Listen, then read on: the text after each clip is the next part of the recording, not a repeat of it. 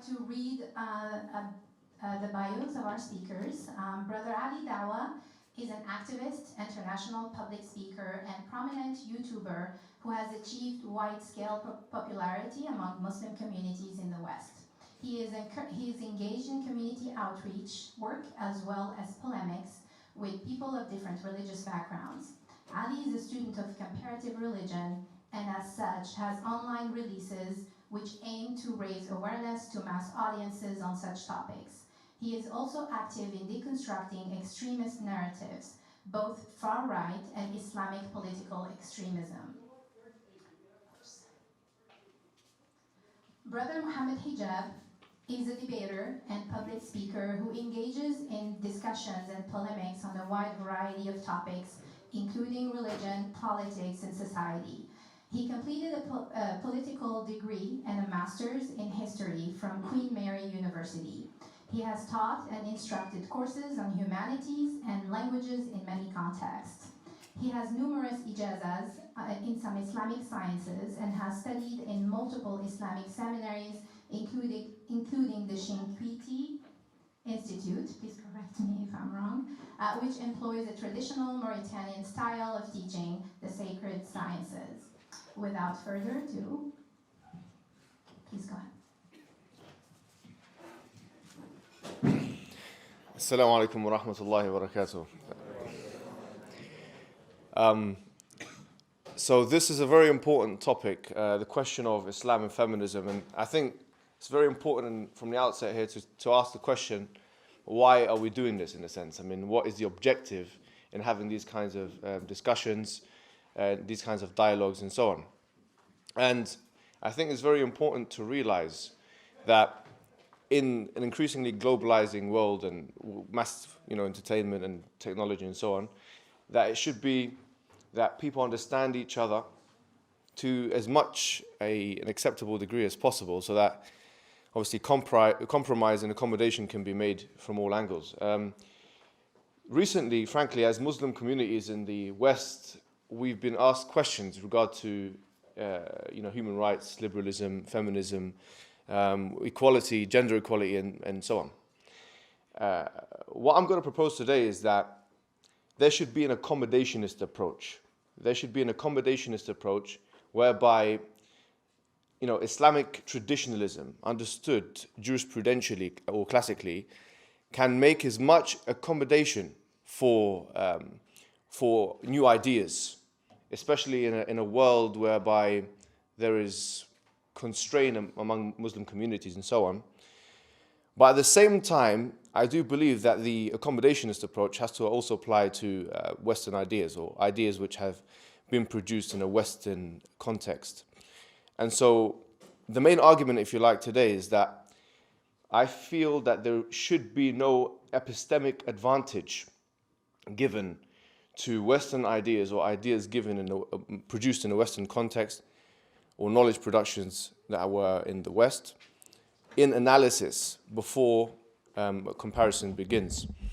And I'll explain to you what this means when we get closer to it. But what's important is to define first and foremost what we mean by Islam and what we mean by feminism, because these are not easy terms to define, frankly, and it's not just something you can define with one sentence.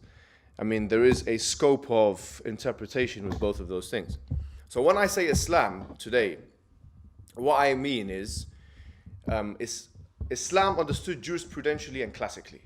I'm not talking about Islam in the postmodern world. I'm not talking about the influence of Western ideas on Islam and then the reconfiguration of Islam based on that interaction with Western ideas. I'm talking about Islam understood through, for example, the four schools of thought in Sunni theology, or jurisprudentially back to the Prophet and the companions. This is what I mean by Islam. And frankly, I think there's a lot of data that would suggest that that is the Islam most people refer to when they refer to Islam. Obviously, some people refer to Islam in Shia terms, so say Shia Islam. I'm not necessarily going to be mentioning Shia Islam, since I think that requires almost a separate analysis. But most of the challenges that I'll be facing will be applicable to Shia Islam as well. Because on this issue, I don't think there's much difference between Shiaism and Sunnism on the issues that we're going to be tackling. When I say feminism, now that is something which requires maybe about 5 minutes of my and your time, because we need to understand what we mean by feminism. And so what I'm going to start off by talking about is my understanding of feminism, because there's a history that needs to be understood when we say feminism.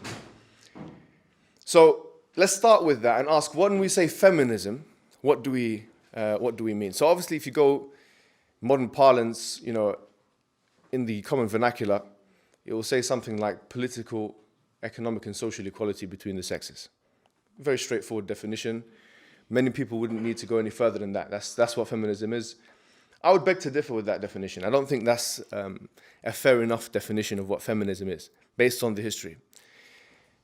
Because feminism is composed of waves, as we know, the first wave, second wave, and so on. And it's not just a scholastic tradition, it's also a movement. So for instance, if we take first wave feminism as an example, it was more, I would argue, it was more cause-related than anything else.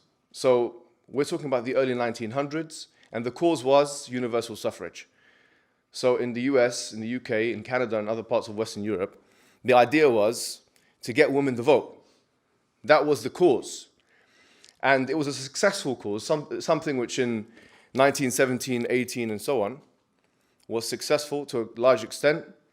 So feminism understood at that time was not necessarily the thing that then kind of mutated into second wave feminism with full, political, economic, and social rights. So for example, if you look at Mary Wollstonecraft's book and compare it to, for instance, Betty Friedan's book, which is, a good 100 years in between, you'll find that this is completely different. The kind of sentiments that are expressed in the 60s in second wave feminism are completely different to the sentiments that were expressed in first wave feminism. Now, there were problems with first wave feminism that second wave feminists recognized. For instance, the colonial, imperialist, racist attitudes of some of the founding members of first wave feminism. For example, the first senator in the United States, first woman senator, was an open racist. She called for the lynching of black people. And so that was an issue with first wave feminism, which was not just like isolated incidents. This was something which was in the political discourse. So second wave feminism didn't necessarily eradicate this issue. This issue of non-recognition of race factors continued up until the 60s, where you had people like Bell Hooks and Audre Lorde, who were black feminists, who made a very notable contribution and shed light on the fact that actually you're thinking about gender too much and not thinking about other things like race, for example, or class. So a very strong argument was made from those black feminists, to the extent whereby this really was taken seriously by second wave feminists. So there was an incorporation of some kind of intersectional, and we'll come to this word, what it means and so on, understanding of feminism, in so much as now we're not just considering gender, we're considering gender in conjunction with race. So for example, the experience of a black woman, Bell Hooks and Audre Lorde would argue, for example, and others, of course, is completely different to the experience of a white woman, and it shouldn't be seen as the same. And in fact, this questioned the universalist nature of the patriarchy, because the patriarchy is the idea that you have, men dominating women, frankly, right? To put it in a very straightforward sense. And why did this question it? Because now you have different, you have different units of analysis. So it's not just men and women now. You have black men, you have white women. A very difficult case would be made, for example, if someone wanted to say that black men were exploiting white women in the slave trade. That wouldn't be part of the patriarchal analysis. It would be a very difficult thing to say. So patriarchy was starting to be questioned as very rigid kind of meta-narrative of problematic proportions. And even third-wave feminists like Judith Butler, in the very third page of her book, Gender Troubles, that she wrote in 1990, she actually questioned the patriarchy. She said that, this universalist patriarchy is actually quite Orientalist because it's universalist nature. So third wave feminism, by the way, is completely different to second wave feminism. It's based on post-structuralism rather than existentialism.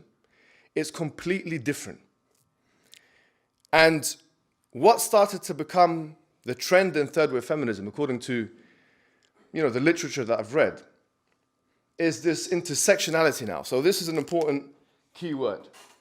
And we'll explain why this is very important to the analysis of Islam and why I'm mentioning this to you, right? So this intersectional approach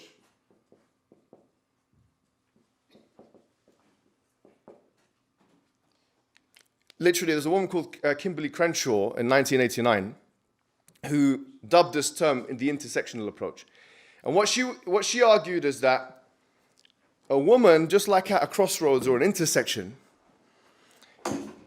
a subject, a woman, she's dealing with interlocking, entangled, identifiers, markers of identification. So, for example, a woman is not just a woman, right? She could be a black woman. She could be working class.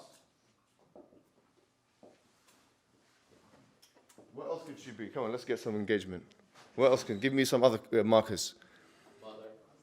Okay, maybe let's say she's a mother, yeah? What else? Pardon? Poor. Yeah, we kind of put that in there. Muslim. All right, so put religion, yeah? All right, so you can put here disabled. Perfect, yeah. By the way, this is a great thing you just mentioned, by the way, because it's not really, unfortunately, in the feminist literature, it's not really mentioned, The disabled marker there is not really, if you look at third wave feminism, it usually talks about race, class, and sexuality. By those people that mentioned that here. Right, so let's put sexuality here. So now the question is, which of those markers should be prioritized in analysis? So for example, if a woman has all those identifiers or markers of identification, which one should she put first, which one should she put second, and so on? Which is most important to her? And of course, third wave approaches were much more sensitive than second wave approaches, because second wave approaches gave you an answer to that question. And the second wave approach was, gender identifiers should be prioritized. That was that, almost with no question. Now, obviously, as we said, when black feminists came, they said, no, hold on, let's put race in there as well. But is that really enough? Because why should it just be race? And why not, for example, religion? Why not tribe, for instance? Let's put tribe here. Right? So these are all possible markers of identification, right? Agreed? And that hierarchization, which one to put first and which one to put second, was left to European and Western knowledge productions.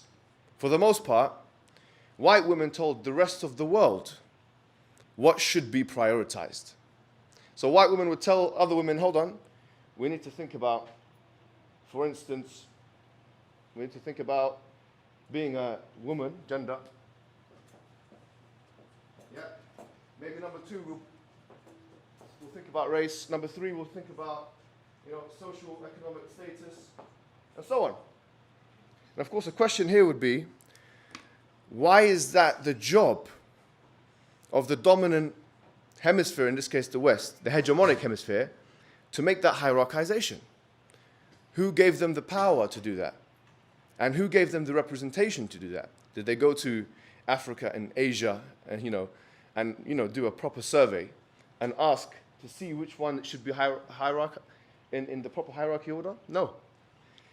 What's more egregious than this is not only do we have a hierarchization that was fixed by knowledge productions, which were fixed in the Western Hemisphere, but you have something else. you have a theory of justice, okay? You have a moral philosophy, which also comes from the West. You have a moral philosophy, which also comes from the West. So, for example, human rights. Yes, 30 articles, if you look at the Convention of Human Rights, is an outgrowth of liberalism, and liberalism comes from the West, almost without question. Thomas Hobbes, John Locke, Rousseau, so on. Comes from the West, right? So you had liberal feminists, Marxist feminists. So they were combining different knowledge productions and theories of justice that were all Western.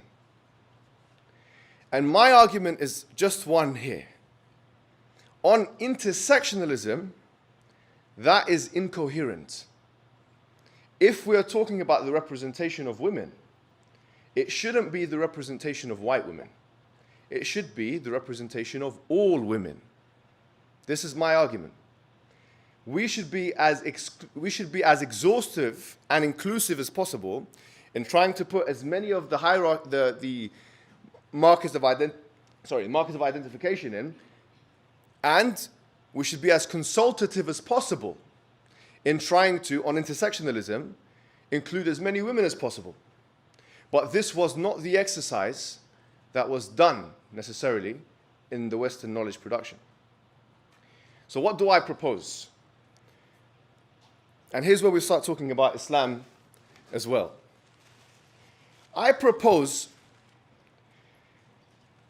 going back to the kind of accommodationist approach that we were talking about in the beginning of the discussion, I propose that when consulted, women should be able to, and all people, not just women, subject participants should be able to make their own hierarchization. So to put, for example, maybe their class comes first, for instance, right? So make their own hierarchization, number one. And number two, provide their own theory of justice. So for example, the word equality.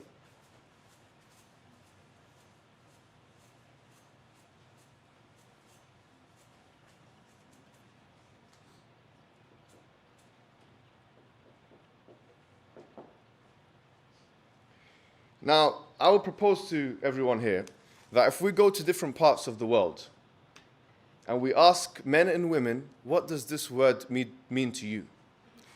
That there will be difference of opinion. That there will not be a fixed definition of what the word equality, number one, is, or number two, should entail. There's two things here. Is, number one, and two, should entail. So for instance, if you go to the second wave approaches and you ask maybe Betty Friedan, what is equality? She'll tell you, equality is we get the same money in the workforce, the man should be out the house as much as the woman should be out the house, and those kind of cliche traditionalist feminist ideas we've all heard. Second wave ones. Now if you go to Africa, if you go to Zambia and you ask a woman, to you, what's your vision of equality? She might say something similar or she might say something different. My proposition is that that experiment hasn't been done enough in order for us to actually know what those women want. I will propose to you, based on the data that we do have though, that if you go to many parts of the Muslim world, the hierarchization will be such that they would put, many women and many men, would put Islamic identifiers as the top of the list. And if I had to make a guess based on the Pew research that we have, we are talking about the hundreds of millions of men and women.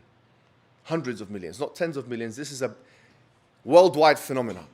And it requires the attention of all of us. Therefore, when we say what is equality, according to Islam, we should never presuppose a second wave feministic knowledge production. Because there's no epistemic reason for us to make that presupposition. That is quite an Orientalist way, actually, of reasoning morals.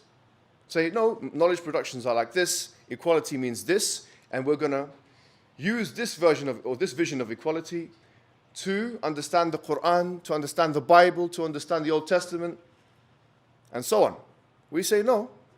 We say we don't need to be put in that position, just as Muslims, with their own jurisprudential renderings and readings, wouldn't expect, for instance, non-Muslims, right, to conform to their vision of equality.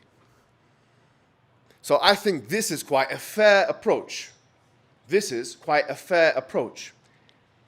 So if a woman decides that I'm going to let, the Quran and the Sunnah make or tell me what equality is. Why? Because I believe this is a revelation from God. I believe that everything within that revelation is truth, comes from an all-knowing source. And therefore, my vision of equality is X, Y, and Z.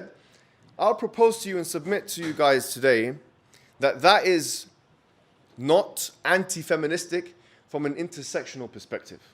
In fact, if feminism seeks to represent women as much as they ought to be represented, in the ways in which they should be represented, then that is a fair enough approach. Therefore, there's two questions and both of them are not the same. One question is, to what extent can Islamic jurisprudential or classical rulings conform to feminism? Which feminism are we talking about? Let's say second wave for the sake of argument, because that is quite a popular approach. That's one question. And the answer might be to some extent, to a great extent, whatever it may be, right? But the other question is, to what extent does intersectional feminism allow Islamic, or can it accommodate for Islamic understandings of feminism? And the answer is, it should be, absolutely. In other words, an intersectional reading of feminism, in order to be coherent, has to allow for the possibility that gender becomes renegotiated, number one, as the primary unit of analysis, and number two, it has to allow the renegotiation of the theory of justice. So now when we set all of that in place, and we say, well, there are some injunctions in the Quran and some injunctions in the Sunnah that don't conform to our vision of equality. For example, the inheritance laws. Yes, there's some differences between man and woman. There's some differences in marriage and divorce and so on. All that we require to say is, frankly, that is your vision of equality, and it doesn't conform with our one. I mean, that could end the argument. I don't need to try and force my system to be in line with your system. This is my hierarchization. This is how I render equality, and so on. And so I think the narrative must change, where we as Muslim communities, especially as vulnerable Muslim communities, frankly, in the West, minority groups, we're kind of being pressured to change our opinions based on second wave conceptions, or based on liberal conceptions, or based on human rights conceptions. We don't need to do any of that, frankly. We don't need to do any of that, because we can just say, that doesn't fit my vision of a moral framework. And according to liberalism, so long as I'm not harming anyone else, that's my understanding. So I think that we need to start the conversation by giving epistemic equality to different theories of justice and allowing different represented individuals to choose for themselves through free will and other measures what they want to prioritize and how they see justice. We should never presuppose, okay, equality means this, sexism means that. No, there's no one definition for sexism. I'm sorry. There is not a single definition for sexism. There is a dictionary definition written by a white man, or there's a dictionary definition of racism written by another white man, Oxford Webster, we don't need to. That's who made that the Holy Grail. I mean, sorry to say, it's certainly not something we're going to just allow to slide like that. That's weak philosophy, to be honest with you. That doesn't work. It doesn't work like that. Oh, this is sexist. No, it's not sexist according to me. Right? Oh, well, no. My theory of justice is different. So from that perspective, we can start the conversation. I want to make this more interactive. And I've spoken for, I think, 20 minutes now, yeah? Maybe a little bit more. A little bit more. Okay. Half an hour. Okay, so I do want to end it here. But what I wanted to introduce to everyone was this idea. Okay? So bearing that in mind, I'll leave it for questions. Me and Ali will be answering them. And we're happy to answer any questions that you may have on what I said or anything else. Jazakumullah khairan. Shukran.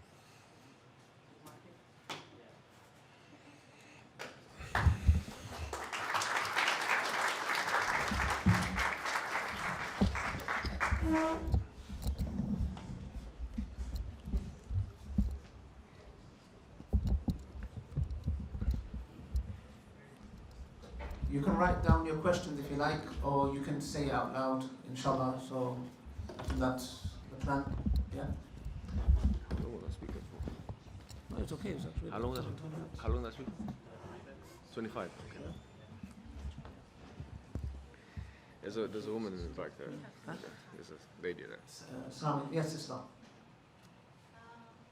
So you, based on what you said, I agree that feminism is a concept created in the West for some purposes. It has some purposes and has been a little bit successful, you can say that. So it is not applying from Islamic perspective. And you said it is justice. And I'm wondering how you explain that based on the modern, as if you call it that, and modern societies of Islam. And as you know, Islam is not practiced in any country in the world at this time. It is always something mixed with the tradition, with the culture, and this and that. So you don't find that whatever existed at the Prophet Islam. And perhaps because of a lot of changes came, and it is understandable. But how if you can explain a little bit more justice in regards to feminism from a Western perspective, and if you can give any example of any Islamic society that they've been, let's say, 20%, 30% successful in terms of, if you call it equality, gender equality. Thank you for your question. So the question for those who didn't hear was, you correct me if I'm wrong with the question as well. You're talking about feminist theories of justice, and you said to what extent have Muslim societies conformed to like feminist theories of justice, even 20 or 30%? Is that correct? Right. We cannot apply, I would say we cannot apply feminism which created by West to Islamic countries. This is what I think my understanding from what you said. Yeah. But there is a different theory, and you can say that justice. And how you explain that? And if you can give an example of any Muslim community or group in the world. Yeah, so the Islamic theory of justice when it comes to gender equality is simply put what we believe the text, the Quran, the Sunnah, can be interpreted to mean, can be interpreted, the scope of interpretation. So anything which goes into the jurisprudential scope of interpretation from an Islamic perspective would be seen as just. So from that angle, our theory of justice on gender equality is somewhat differentiated from, as you mentioned, the second wave theory of justice. Especially in fields of, for example, marriage and motherhood. In those two domains in particular, there is a second wave attack on those two things.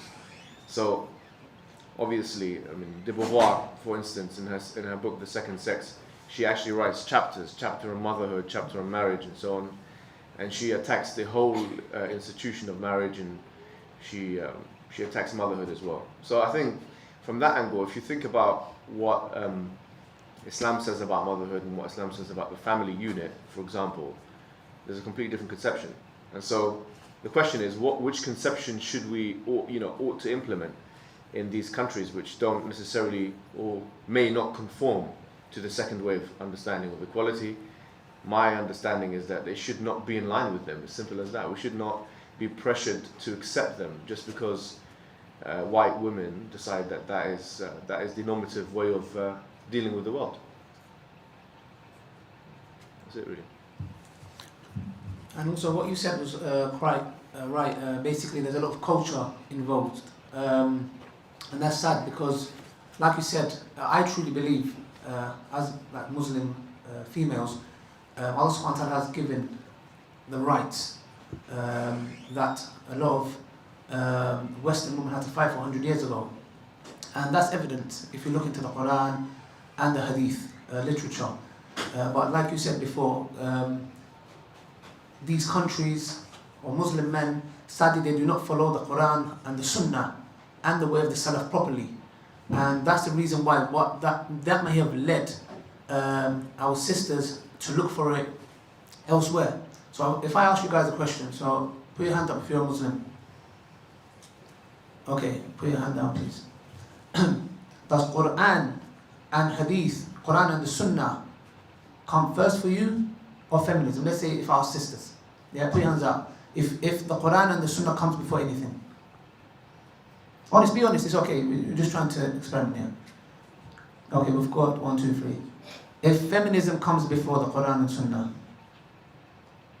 Okay, now I'm just trying to understand obviously the psychology of the audience, but for you guys to feel like that, it's yeah, and maybe it's because you haven't studied properly like the Quran, but your rights are in there. If you look at, for example, Surah Mujadila, do you know why Surah Mujadila, the first verses, have you read Surah Mujadila? No? Yes? So you can see that, sorry?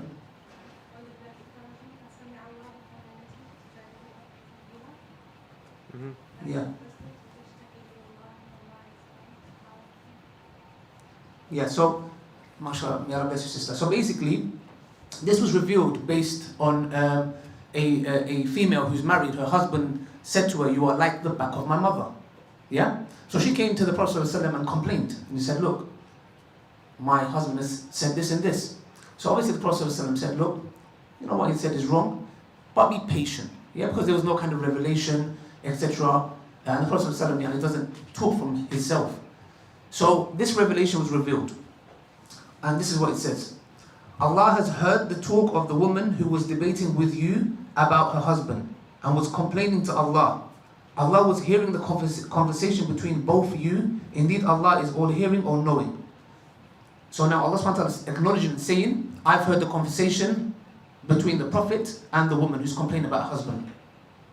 Those of you who declare zihar, calling your wives, you're like my mother, declare zihar against their wives, they are not their mothers. So now Allah is rebuking the husband. Yeah? Their mothers are none else but those who gave birth to them. So Allah is making it very, very clear. Undoubtedly, they utter an evil word and a lie, and Allah is surely most forgiving, very merciful.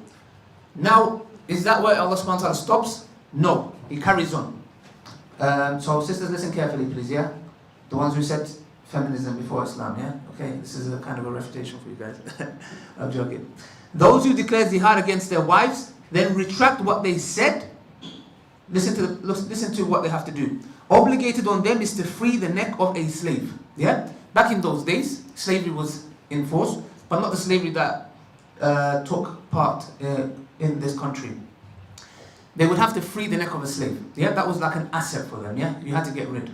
Now, if we look at the hadith, which kind of explains this verse, the woman said to the Prophet, said, "Look, my husband doesn't own any slaves." Okay, so the revelation continues.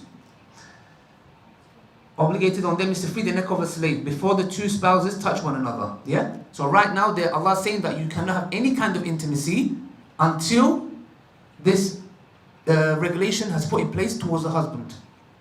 This is what you are advised. You are advised that Allah is well aware of what you do. But whoever does not find a slave has to fast for 2 months. So now the husband is being told, you have to fast for 2 months. Why? For hitting your wife? For kicking her? For swearing at her? No, just for saying you are like the back of my mother. Yeah? That's all he said. Now he has to fast for 2 consecutive months. Now obviously, the woman came and said, my husband is old. If he fasts, he's going to die. Yeah, he can't fast. So the revelation continues. Then the one who is not able to do so has to feed 60 indigent persons, people. Now the punishment is, and it started severe, but it's going down. Has to feed 60 people. So the woman said, look, my husband is poor. He doesn't have the means. And if I'm not mistaken, the hadith says that the woman had to end up paying for him. Say, look, yeah, I'll do it on his behalf. And for example, if we go to Surah Nur, Allah subhanahu wa ta'ala talks about the honor of the woman. When you accuse and slander a chaste woman, the punishment is so great.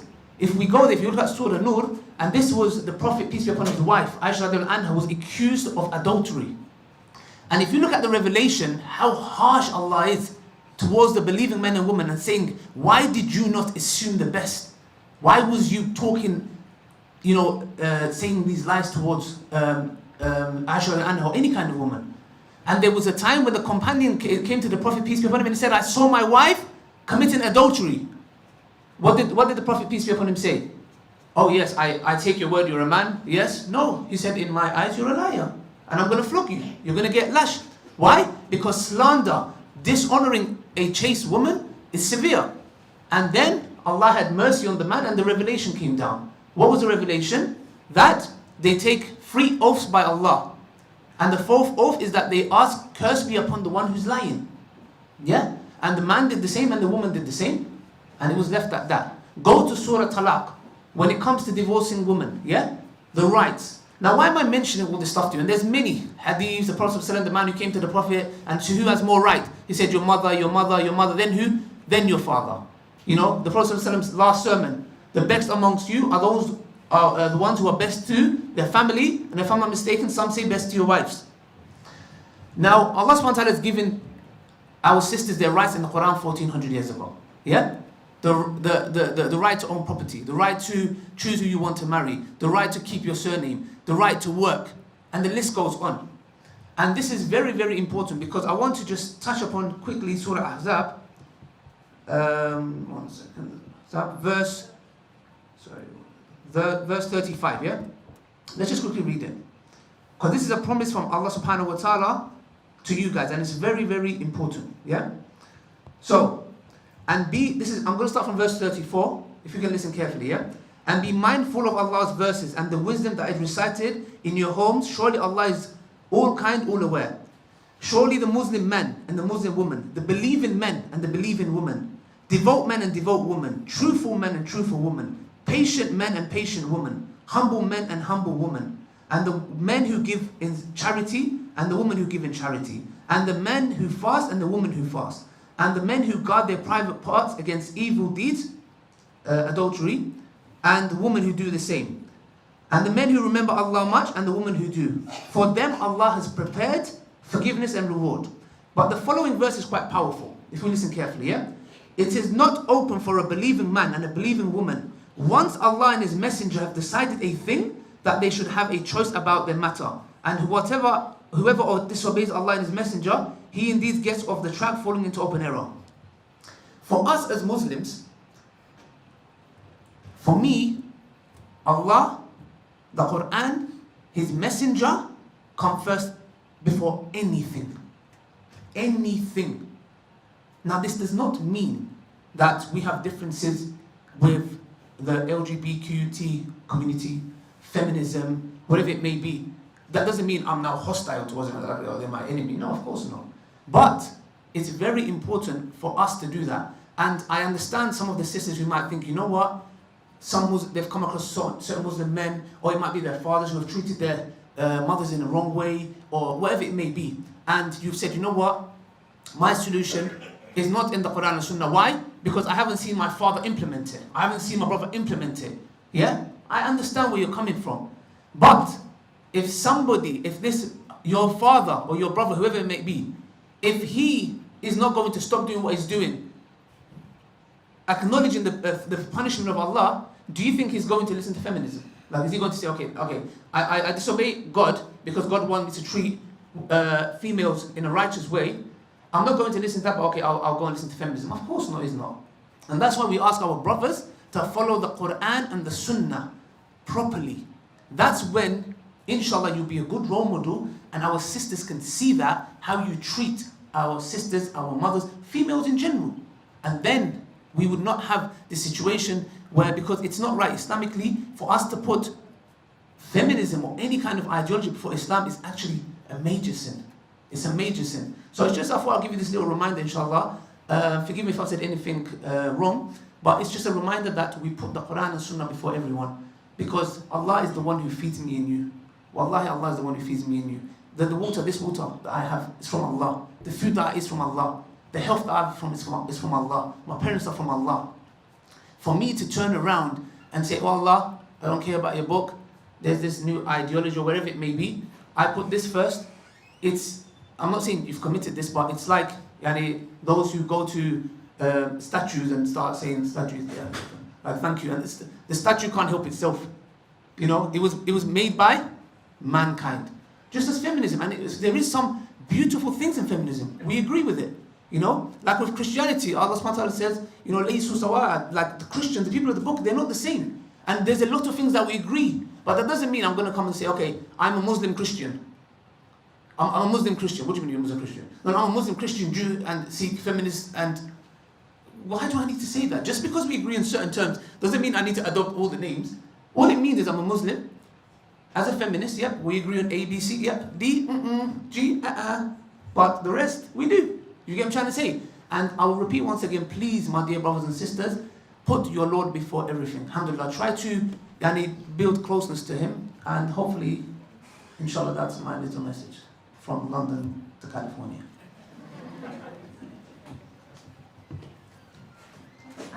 We now welcome any questions from the audience, verbally or in writing. This. Yes, please go ahead. Yes, discussing intersectionalism, and everyone can kind of identify their own priorities as to how they want to understand justice or be treated in a just manner.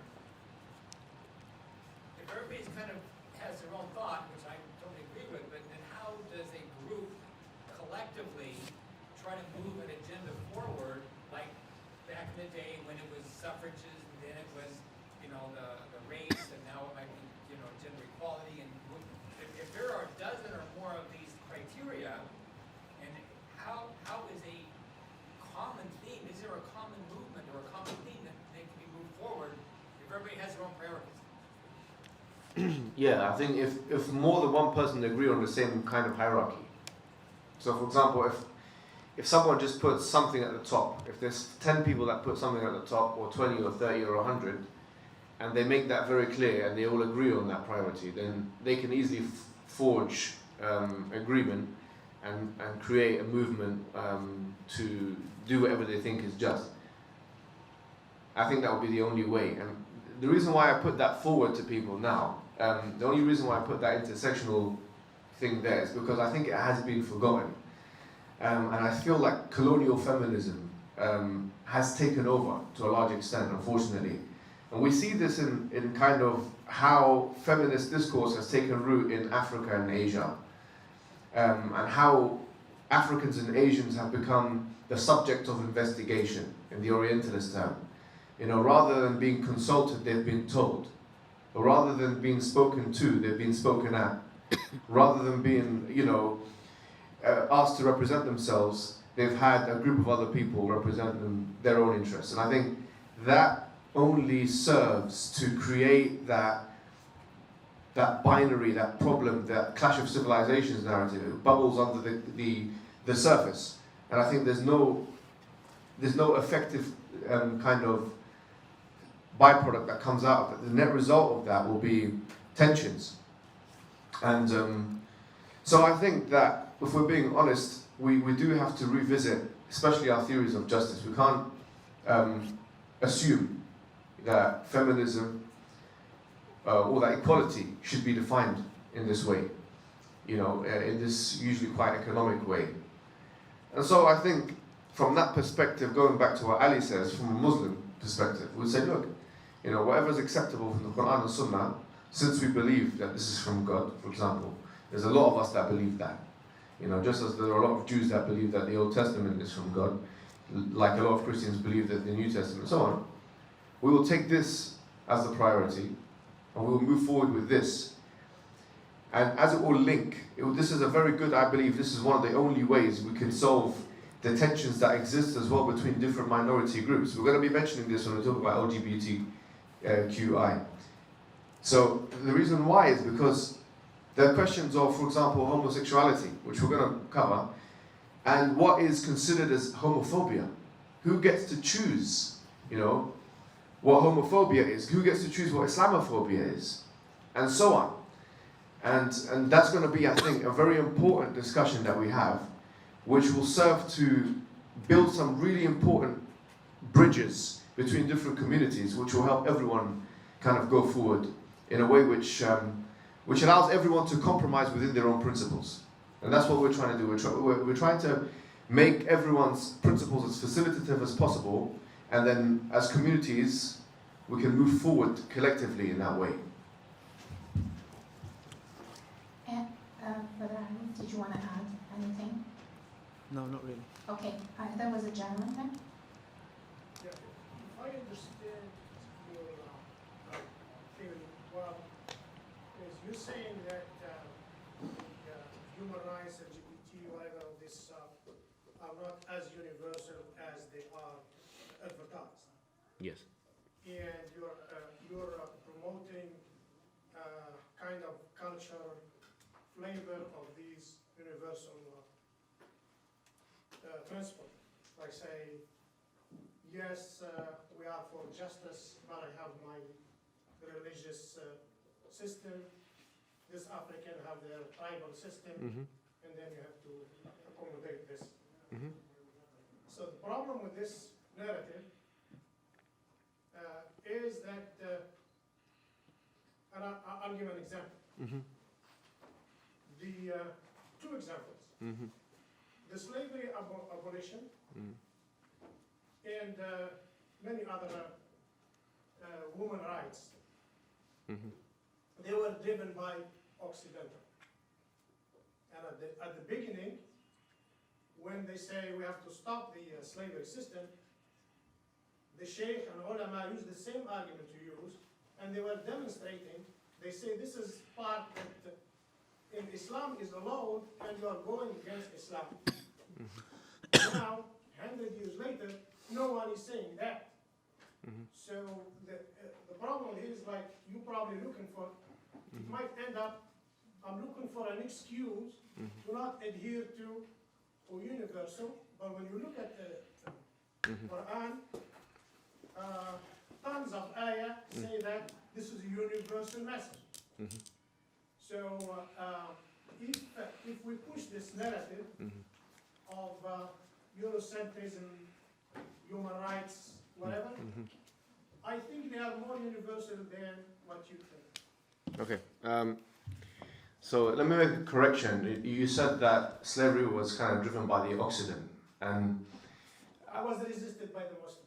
okay, that's that. Okay, I think that's once again it's quite an Orientalist understanding, because if you think about how slavery even started in the first place, we're not talking about. Our Prophet ﷺ was, sorry my brother, Yeah. can I just add something to what my brother said? Yeah. This question? Yep. I believe personally that no one had stopped slavery as our Prophet based on Quran. Because our Prophet ﷺ said, La farqa bayna abyada wa aswad. There is no difference between white and black. Arabi or Ajami. I'm talking about abolition. Okay, guys. Well, thank you for the contribution. Let me try and answer everything. Right. What is the definition of a slave? Someone could argue that human rights has its own definition of what a slave is. Right. Obviously, when we talk about human rights, an outgrowth of liberalism after 1948, Marxists may argue that capitalism and slavery are two sides of the same coin. So you say slavery was never abolished in the first place. Someone could argue that, and justifiably argue that. For instance, if we look at liberal theory, what is freedom? Because slavery is juxtaposed with freedom, isn't it? So when you don't have freedom, you are a slave. And then you can be sold and so on.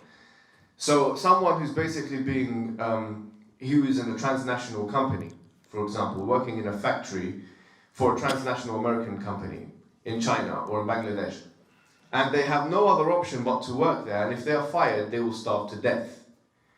I will argue, as many have, by the way, that that is slavery, because they have been forced into that working arrangement, and then moving away from it would entail death or serious harm. I guess you're diluting the... No, by the way, this is not just... Slavery is defined, you own... No, but hold on, who is it defined by? A human being. For well, once again, let's go back to this problem of definitions. Who gets to make the definition? This is my point. You talked about universalism. Have you heard of Kantian cosmopolitanism? Say it again. Kantian cosmopolitanism. No. Well, you should know about it, because actually this is what you're arguing on the basis of. Immanuel Kant was someone who's one of the major philosophers. Okay? And he argued on the basis of liberal cosmopolitan rights. In liberalism, by the way, there are different schools of thought. There are liberals who believe in a utilitarian base or a hedonistic base for human rights. There are liberals who believe in what Kant believed, which is a categorical understanding of human rights, a universal understanding, a cosmopolitan understanding. And so there is no agreement, number one, among liberals as to the validity or the moral objectivity of human rights. In fact, most liberals, you could argue, don't believe that human rights are objective. We were talking about Judith Butler. She said something quite interesting in her book about this, in fact. She said that because liberalism is premised on something called the state of nature. Okay, the state of nature is a fictitious, actually it's a mythological, according to Judith Butler, yeah? It's a mythological understanding that it's all against all. Basically, it's this idea that we're all in the jungle of life, and in order to get out of that jungle, we're all killing each other, we have to sacrifice our freedom in order to be socially contracted to a government which would then protect us. But this is a mythology. So liberalism is based on myth. Let me repeat that again. Liberalism is based on a mythology. And that mythology is in the books of Thomas Hobbes, like the Leviathan. It's in the books of John Locke, like the Two Treatises of Government. It's a myth. It's not scientific. It's not based on mathematics. It's not based on logic. It's not based on anything which is any first principles which lead to any kind of ultimate truth. And so when you have an outgrowth of that liberalism, which is itself based on religion, according to John Gray, then it's very difficult to argue moral objectivism based on that. Because moral objectivism means this is true in all places and all times. But liberals don't even make that case. Most liberals don't even make that case. So we have to be aware of what we're, the moral philosophy of what, human rights is not just something which came from a vacuum. That's point one. Point two, in terms of your understanding of history, I would have to grade it as quite, it's quite limited, because in terms of slavery, first and foremost, there is no one consistent definition of slavery. And number two, the Orientalist trajectory of, the white man, as it were, saved the black man or the slave from the Muslim Arab is ridiculous. I mean, it was the white man who perpetrated slavery for 400 years in this country. I don't know how more of a history you want to understand that. I mean, it was race-based slavery, in fact. We don't find race-based slavery in the Muslim world in that same way, with justification. Using liberal... We have slavery in Muslim country in 19th century. We have slavery in this country, my friend, now. You haven't answered this question. Yes, we had both. Right, so let's get to that. Let's get to that. All right. So the second point. Hold on. I don't think it is abolished. Just because something is abolished legally in 1867 in the Constitution. And the last country was Mauritania in the world. Well, I don't think Mauritania is a Muslim country. Do you think Mauritania applies Sharia law rigorously in all spheres? Is that your opinion? That's why. Well, that's probably. Daesh made the Iraqi slavery. Well, let's go back to your second question about fiqh. So, did you know that according to the majority of usulis, which is the people of Islamic jurisprudence, that Islam, according to them, one of its objectives was to rid the world of slavery. And they used a verse of the Quran, وَمَا أَدْرَاكَ مَا الْعَقَبَةُ فَكُّ رَقَبَةٍ, which means what is the good way? Freeing slaves is the good way. Yeah, but they missed the Well, hold on, they misunderstood it. Al-Ghazali misunderstood it and you understand it.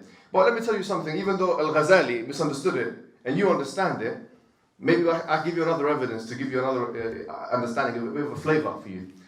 In fact, one of the things of zakat, there's an ayah in Surah Al-Tawbah. It's called إِنَّمَا الصَّدَقَاتُ لِلْفُقَرَاءِ وَالْمَسَاكِينِ إلى آخر الآية.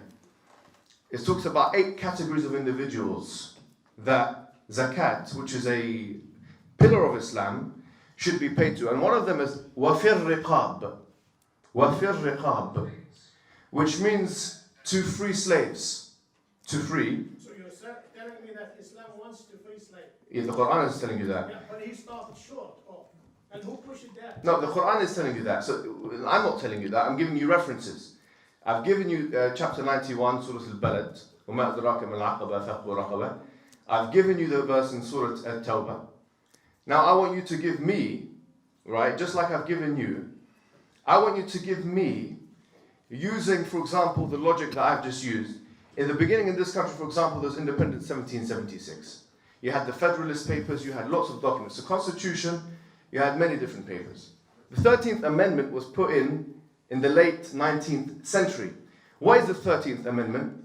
It's to free slaves, yes? No one should be a slave and so on. Abraham Lincoln, you know, the War of Independence, the American Civil War. After that, that came into play. Why did they not put the 13th Amendment in the beginning when they were reasoning with those papers, with the Constitution, with the Declaration of Independence and so on? Because they thought there was no problem in owning slaves. George Washington owned slaves, a lot of them owned slaves. I mean, the whole of this country is based on slavery, my friend. You're talking about Daesh. I don't see a difference in the way ISIS established its state and the way the US established its state, frankly. What is it? Tell me the difference. That's what I thought. I mean, that is the reality. The way IS established its state is through conquest. The way the US established its state is through conquest. They went through people, genocide, all those things. They used the political philosophy as a justification. It's impossible for liberals to understand. It's impossible for liberals to understand that political philosophy can be used in as much the same way as religious jurisprudentialism to justify slavery. It was used. It was used to kill the natives. It was used to bring the blacks into this country, to pick the cotton. It was used to keep them in the cotton fields for 400 years. It was used to do all those things. Political philosophy, in particular liberalism, of which human rights is an outgrowth, by the way, it was used to make those justifications through social contract, through the Bible, through whatever it was, for many hundreds of years. So anyone can use those texts as a justification. It's impossible for some people here in this country and other places to imagine that just in the same way as some ulama continue to say that slavery can be reapplied in this day, and even if we can bring it back or something. Yeah, I'm not denying that. If we don't accept that interpretation, it's as good as us not accepting what you don't accept. So we're saying we agree with you that we don't want to bring slavery back. We agree with you we want abolition of slavery. But you have to also agree with us that it's not a Muslim particular issue. This was a worldwide issue. Everyone was trying to justify these things. And it wasn't the white man that came and said, let's stop slavery because, this false narrative. No, it was an economic reason why they stopped slavery in this country. It was economics. You have to read history properly. They couldn't sustain the trade anymore. The Northeast, they were getting very angry at the fact that there wasn't a distribution of slaves that they could benefit from in the same way in the South they were benefiting from. Fine. So the idea is, it's just to finish off. The idea is it is conceivable, ideologically conceivable, that someone can justify slavery not only from Islamic literature. I agree. Some people can do that. But it's also conceivable to say we want abolition, as we've given you the evidences and the jurisprudential readings, and it's also conceivable to justify slavery and liberalism. So you have to be consistent. It's not a Muslim particular issue, it's a human issue. You need to do more reading and you need to be more nuanced. Thank you so much. We have about 10 minutes left. I would like to have one of the youth ask a question. So going back to the topic of feminism, and I understand that there's very big cultural differences from back in the Prophet's time to Muslim countries and now the day that we live here in America. But based on Islamic points of view, out of what you guys have studied, I mean, I understand that back in the Prophet's time there were working women, and the example is Khadija radiallahu anha. She worked and she was a main provider. But now today in American society, back to the topic of feminism, a lot of women are, the mouth feeders of the family, and correct me if I'm wrong, but I grew up in Islam learning kind of this viewpoint that whatever, money a woman might make, she may keep for herself, and then the man is the main provider for the family. Yeah. But in today's society where, women are working the same jobs as men and, might be staying out, late and they're working with their bosses and stuff. So when we come back to today's, how history has brought women to, work on equal stances with men, do you think there might be, I mean, I can't really say for sure because the Quran was established back in the Prophet ﷺ's time, where women and men were, having different roles in the family for the majority part, versus now where we live in America where, we kind of work the same jobs. The rights of voting, I mean, and the rights of pay, on the ideology of like feminism.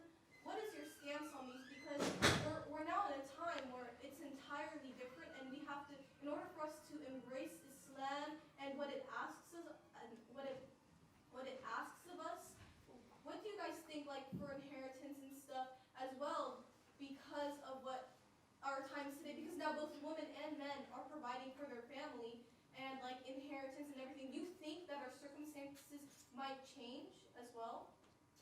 Sorry if my question wasn't very specific. No. So I'm trying to understand, are you saying because men and women work now and they have the same kind of payment, that inheritance, wouldn't that affect inheritance? Because inheritance... She talked about working as well. Inheritance was just like a very small example, like the whole, I know that I'm not really clear on the example of inheritance, but on our, the rights, what you said, it's just a simple definition, but on the definition that we use here in America for both the political, social, and economic, do you think that, because Islam has different, a viewpoint than what, a lot of the feminists are asking for, do you think that the circumstances which we live in today might affect it differently, is what I'm kind of trying to get at. Sure. Yeah, because I didn't really understand. Right. Yeah, I agree with that. I agree with that sentiment to a certain extent. So the question for everyone was, is it the case now that because we're in America, that Islam can be more flexible to people and accommodate for certain normative ideas to some extent? I'll say yeah, to some extent, absolutely. But there's always going to be a limit to which that is the case. That is the struggle, really. That's where we need our jurists to understand the struggle so that they can make the right kind of concessions for us. So for instance, on the issue of inheritance, I don't know of any scholar in the world, obviously there might be one or two. I know of some scholars that have embraced modern ideas, Western ideas that have definitely taken that viewpoint, but any classical scholar that has said that inheritance can change as a result of circumstance. That example, I don't know if there's anything that's changing here, but there are other examples for sure. And we know that in Islam there's an inbuilt flexibility. So this is usul al-fiqh, the idea that Islam can be flexible according to certain situations. And obviously the example of the Quran is وَمَنْ اضْطَرَّ فِي مَخْمَصَةٍ غَيْرَ مُتَجَانِفٍ لِإِثْمٍ فَلَا إِثْمَ عَلَيْهِ. Whoever can eat pork, whoever's forced to eat pork because they're in a desperate situation, so they're not going to have any ithm, any sin on them. So this is where usul al-fiqh becomes very important, the idea of the principles of jurisprudence. And Imam al-Shafi'i wrote the book Al-Risala, was the first book on usul, which means the principles of jurisprudence. He says, إذا ضاق الأمر اتسعت الشريعة وإذا اتسعت الشريعة ضاق الأمر. If the situation becomes more constrained, then the Sharia becomes more flexible. And if the situation becomes more flexible, then the Sharia becomes more constrained. So Islam has an inbuilt flexibility, but the extent to which that inbuilt flexibility, the elasticity of that flexibility has to be done through the scholars. Can't say, okay, well, I'm going to pray 3 times a day now because I live in America. It doesn't work like that. But on the other hand, if we're talking about going to university, men and women educating themselves, men and women working, certain rights that men and women should be afforded and would be afforded in Islam anyway. That's where the area of discussion is for sure. And we will take one last quick question, hopefully. You had your hand up. Thank you for the wonderful presentation. Thank you. I found it very refreshing. I think you gave a very nuanced presentation that showed the internal diversity of the different ways of feminism, the internal diversity of even Western philosophical thought. Like you said, there are many competing theories of justice, liberalism, socialism, libertarianism, authoritarianism. All of that comes from the Western tradition. And they all say contradictory things. And I found that to be refreshing. And I'm wondering whether or not your proposal of intersectionality, that the Western elite need to take intersectionality seriously, and that people might rank their preferences on intersectionality differently than how you would rank them. I wonder whether or not it might make sense to extend that proposal, because if you look at Islamic history with open eyes, especially in the pre-colonial period, what you find is an incredible amount of diversity, of theological diversity. In Sunnism alone, we have 3 dominant schools. We have Ash'arism, we have Maturidism, and we have the Ahl al-Hadith. In Sunnism alone, when it comes to law, we have 4 different schools. You know this, right? 4 orthodox accepted schools. Yeah. So what I find actually, when I read in the history of Islamic thought, is an incredible amount of diversity, creativity, development, and Muslims who have been struggling for 12 years to make sense of their religion. So in that vein, I actually don't necessarily think that there is one Islamic theory of justice, or that there is one Islamic way of doing things. There are probably multiple Islamic ways of doing things, and that is also like what you're kind of proposing is the West is differentiated and diverse, Islam is one, and this is how it goes. And I think that's actually incorrect. And I think you're right. The West is diverse and differentiated, has a long history, but Islam is huge as well. And it has a long history, and it's rich, and it's diverse. And in fact, what we're really talking about is a diverse civilization and religion meeting another diverse civilization and religion, and it's actually like this. Yeah, I agree with that. I think there's a lot of truth in that actually. There would be where I would agree with that. First of all, there's definitely room for interpretation in Islam, and there's definitely diversity in Islamic history, 100%. The difference between the intersectional approach as a raw approach with certain principles, and especially the way I'm proposing it, and the Islamic approach is that the intersectional approach is infinitely more flexible. And the intersectional approach in a Western context can accommodate for what you said, but the Islamic approach can't be as accommodative. So for example, the Islamic approach would not tolerate someone being an atheist. You can't be a Muslim atheist. It's not possible, right? But the intersectional approach allows you to do whatever you want and rank it in order that you want. So what I'm saying is, there's a degree of dogma attached to the Islamic tradition, which is not attached to this intersectional approach, but that the intersectional approach allows you, as a person in this country, to make that prioritization in your own way. And if we're talking about the Western context, then this is not out of line of what has already been proposed in the literature. It's not out of line from what has already been proposed in the literature. It's just it's a logical extension of what's been proposed in the literature, and it's not against liberal theories of justice. So I think it can actually work as a social experiment, But what needs to also, what also, I don't think we okay. can. No, no, no.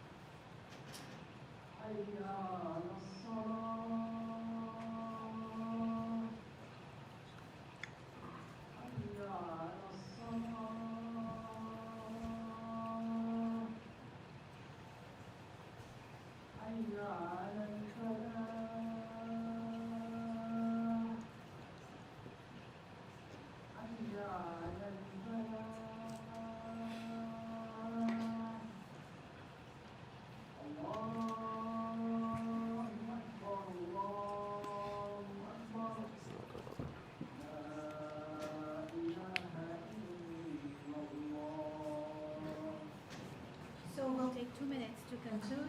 Inshallah, and then we'll come back after Asr prayer at 5:20. Is it working?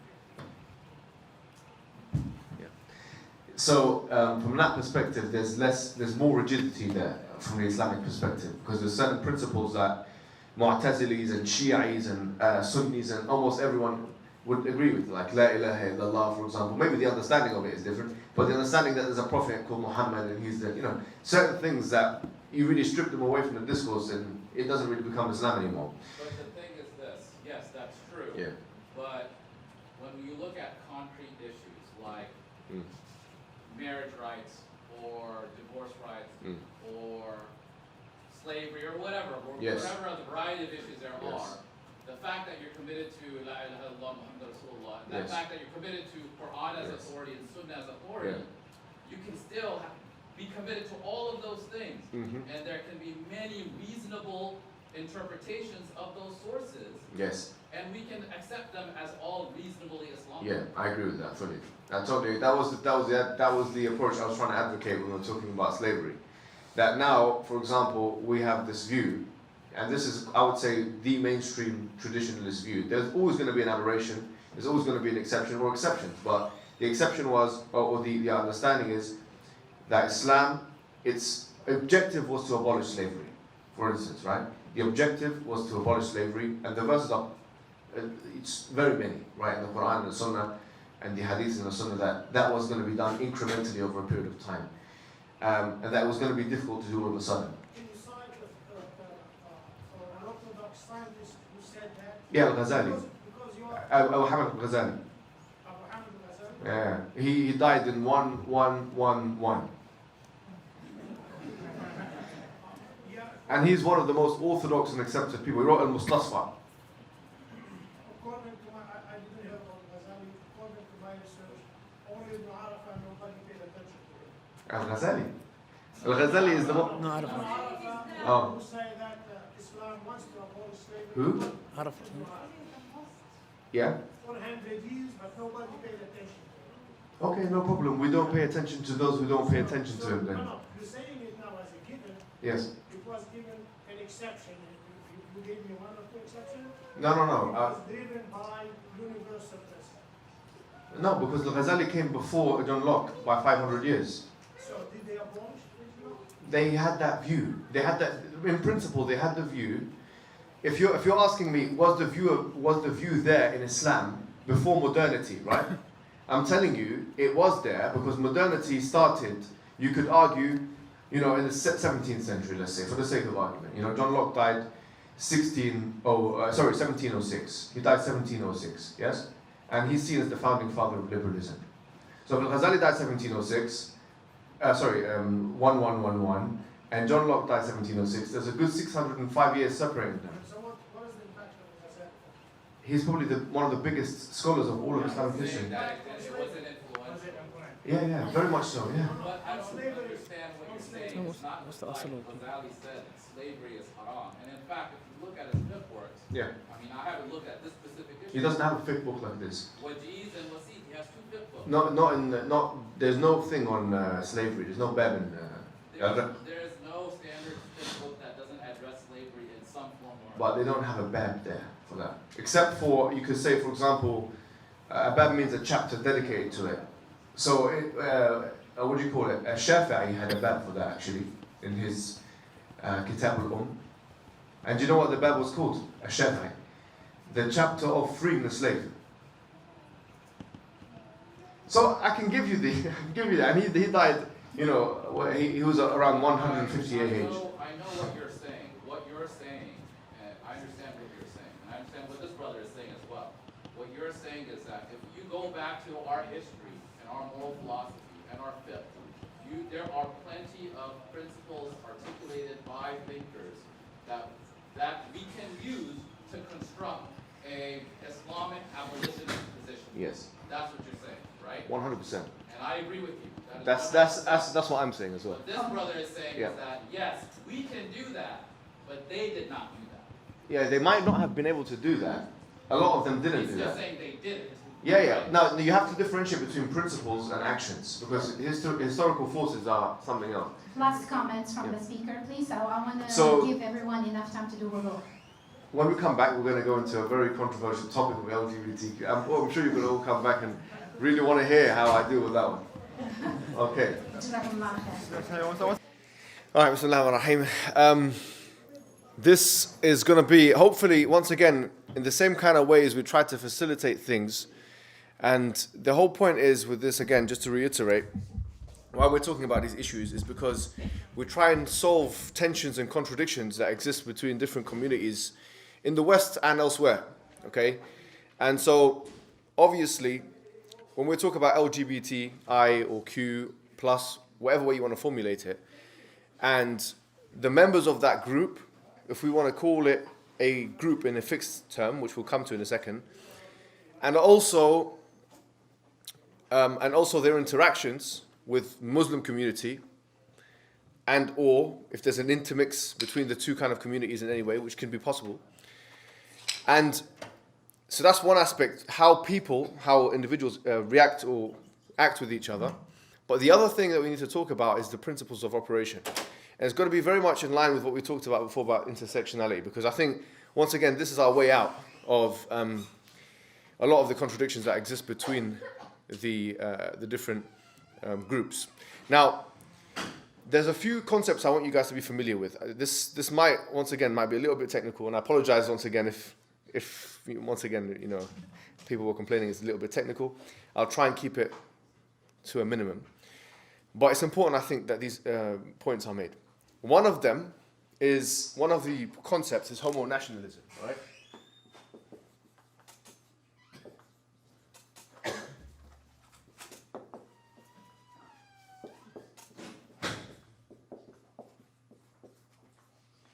So this concept of homo nationalism was put forward by someone called Jasper Poix, and she wrote a book called Terrorist Assemblages, which was quite interesting actually. And the idea of homo nationalism is when, for instance, homosexual individual bodies, they try and seek a nation home state in the West, usually at the expense of another community group, maybe like, for example, the Muslim, Jewish, or Christian communities, right?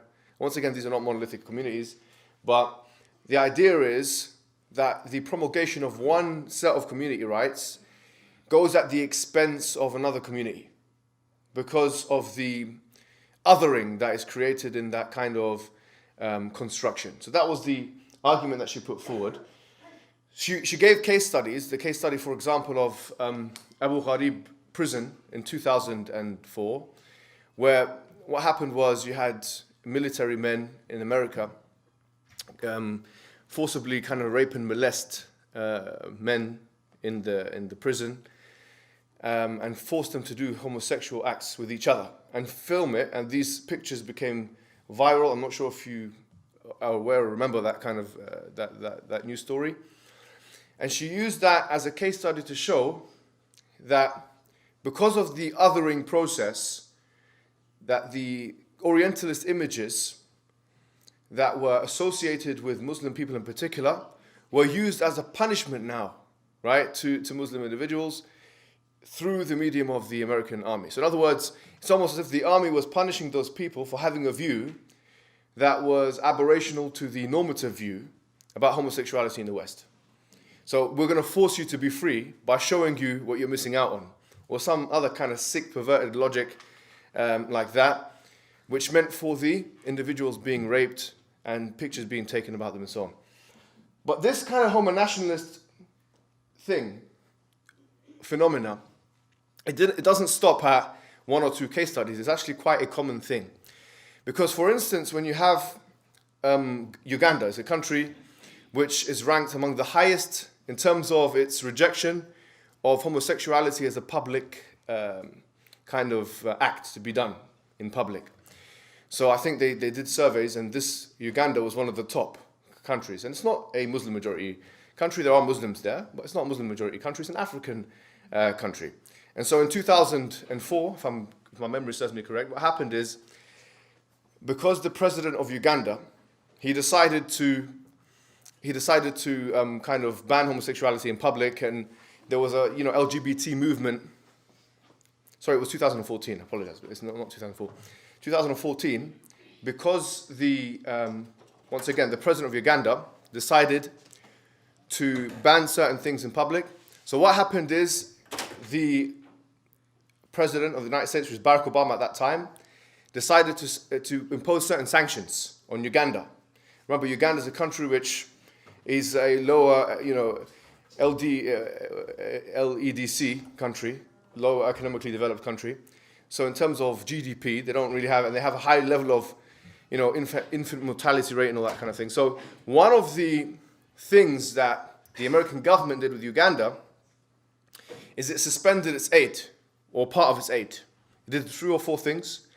And one of those things was to suspend its aid, so it didn't give it money on a certain thing. Now, this is a big problem. And I think theorists in gender studies and queer studies and LGBT studies and feminist studies were really at two minds about this kind of thing. Because here you have two set of disadvantaged people, and both of their rights, quote-unquote rights, obviously those rights are defined in a certain way, which, as we kind of talked about in the previous session, is quite Eurocentric. But even though their rights are being, trampled upon. On the one hand, you have homosexuals who, according to the homo-nationalistic, kind of normative discourse, should be afforded the right to go publicly and be, express themselves in a public way in any country it may be. And on the other hand, you have the rights of Ugandan children now who would die in hospitals because they didn't have the money that they once had from the Americans who would be giving it to them in aid. So in other words, whose rights do we prioritize?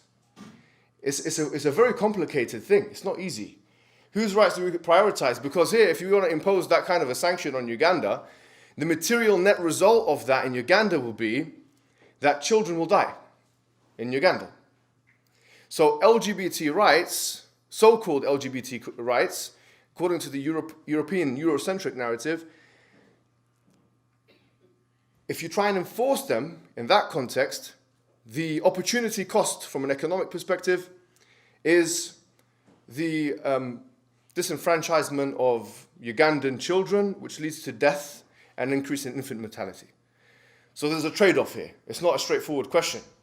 There is a trade-off between what do we need to do? Do we need to save the lives of children, Ugandan children? Who has more of a right to what, basically? This is the question. Do Ugandan children have more of a right to life? Or do homosexuals in Uganda have more of a right to express their homosexuality? So the issue is not straightforward. It's not a straightforward issue. It's like, it's seen as a given. I want to submit today the point that it's quite straightforward in my perspective. that the imposition of a certain brand of homosexual rights, especially on a global context, has the net material result of disenfranchisement, and it facilitates foreign interventionism. And it's used as a pretense for war. And it's also used as a pretense for exploitation in many different contexts. So people on all sides of the political spectrum must be clear that this is actually something that is used for that reason. The question now is, which is more complicated in nature, what do we do with communities who have different moral understandings of homosexuality as a practice? So for instance, let's say it's not just a matter of, it's not a Muslim particular issue. Say Muslim traditionalists, Jewish traditionalists and Christian traditionalists, many of them, will say that homosexuality is a sin. Okay? It will say that this is a morally aberrational kind of irreligious practice. Sex and sex between two men is not recognized within the jurisprudential frameworks of those three Abrahamic religions for the most part. So what do we do now when we're presented with the narrative, the dominant discourse, that it should be and it ought to be, and it should be accepted as moral? Here is my proposition today. I will say, if we're going back to the intersectional approach, that is an illegitimate kind of recourse. And the reason why is that there is a preferencing of a kind of expressionism. What do you mean by that? Let me explain. I'll try and break this down. The presupposition is that you should express yourself, isn't it? So long as you don't harm anyone else, on liberalism, social liberalism. Do what you want, so long as you don't harm anyone else. No problem. You have many different problems here. Which kind of expressionism should be legit or should be seen or deemed as legitimate? For example, is my right as, say for example, a Muslim, right, or a Jew or a Christian or anyone else, to believe that homosexuality is a sin, that a man having sex with another man in particular, or a woman having sex with another woman, although that practice is not seen as straightforward as the first practice according to Islamic jurisprudence. But in both cases, am I entitled to think that that is a morally illegitimate thing? It's wrong? It's sinful? Well, according to the intersectional thought, why not?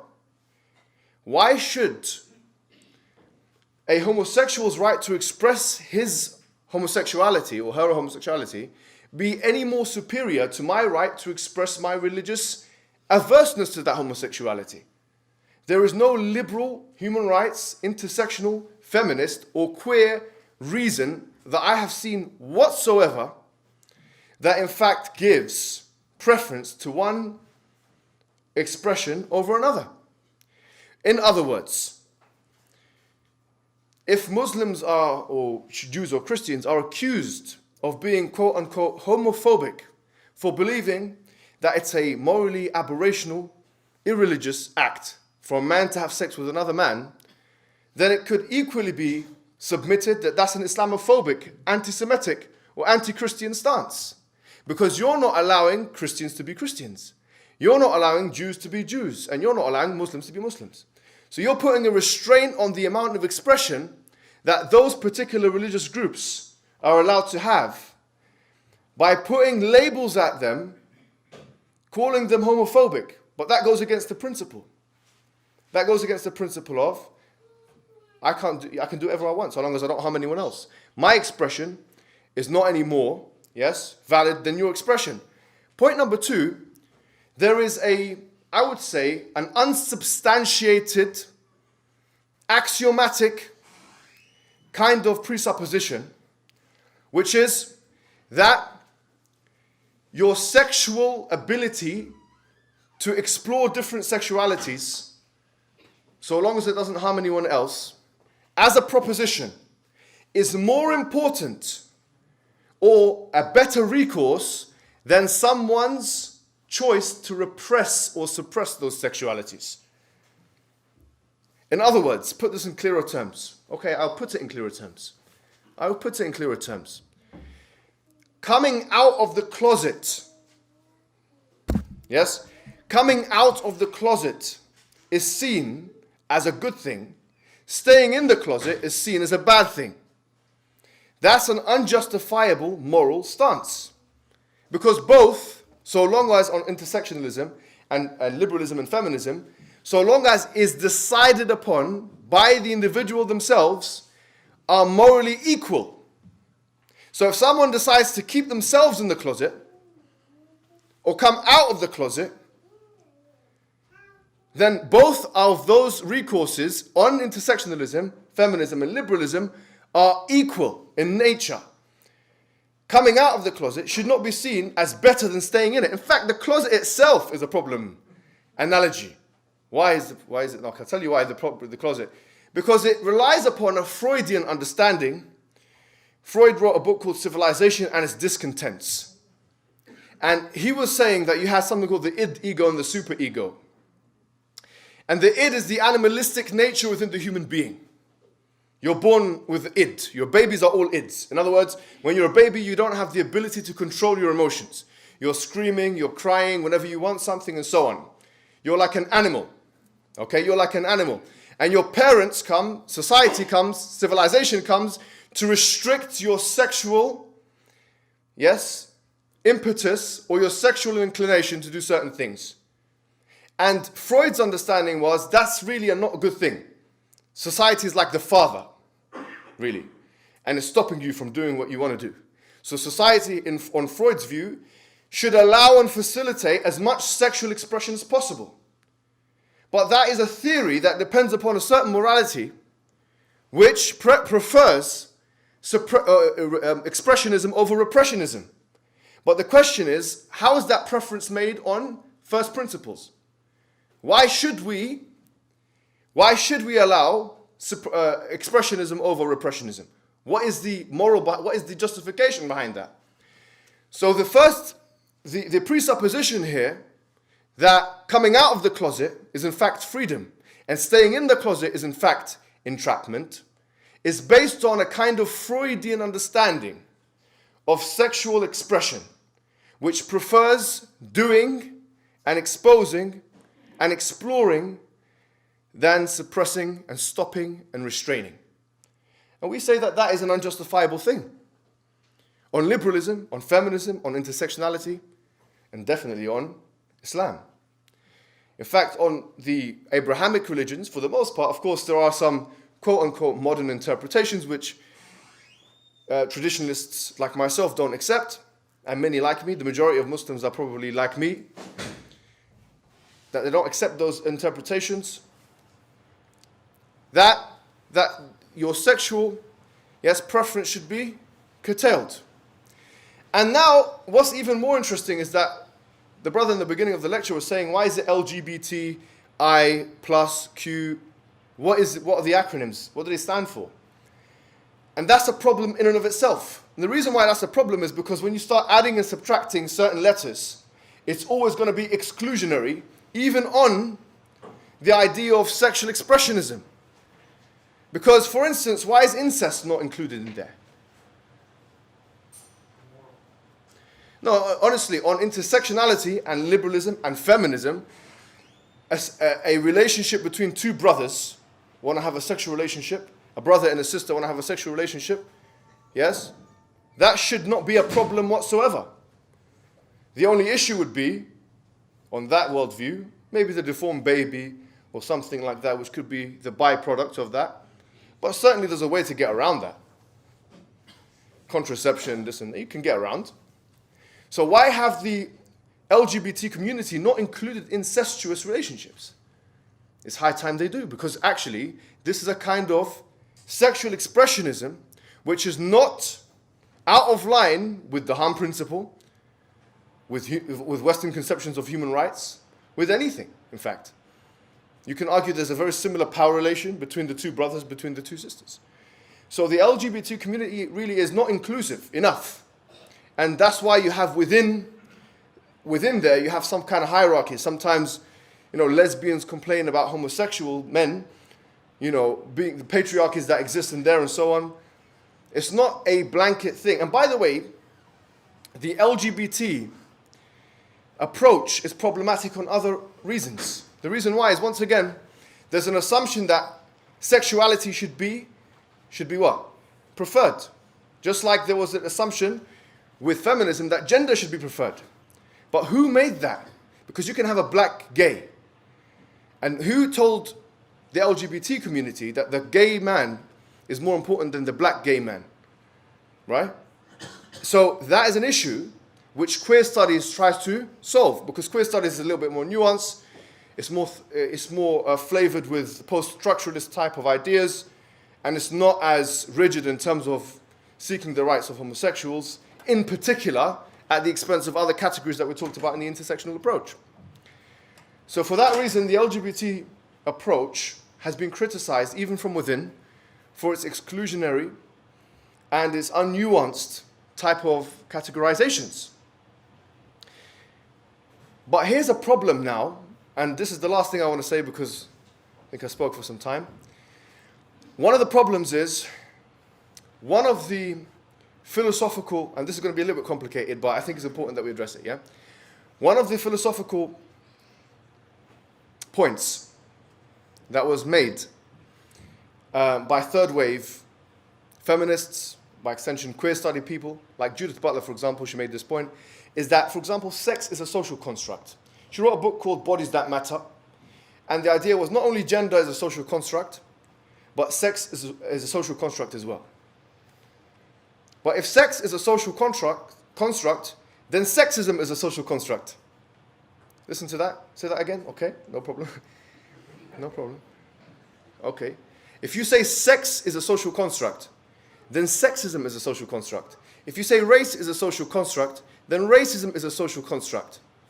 So if you destabilize the identifiers which categorize certain people in certain ways, then the extension of that is to destabilize the things that the LGBT rights and communities are actually calling for. Because you're saying that, okay, well, heteronormativity, it's called heteronormativity, which is the idea of that heterosexual relations are normal.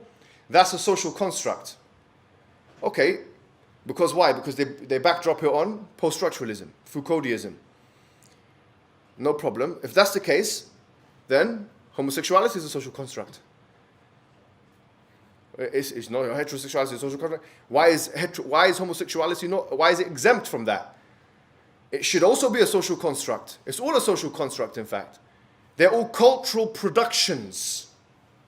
So, from an epistemological perspective, you could argue that the case has not really been made, to be honest with you.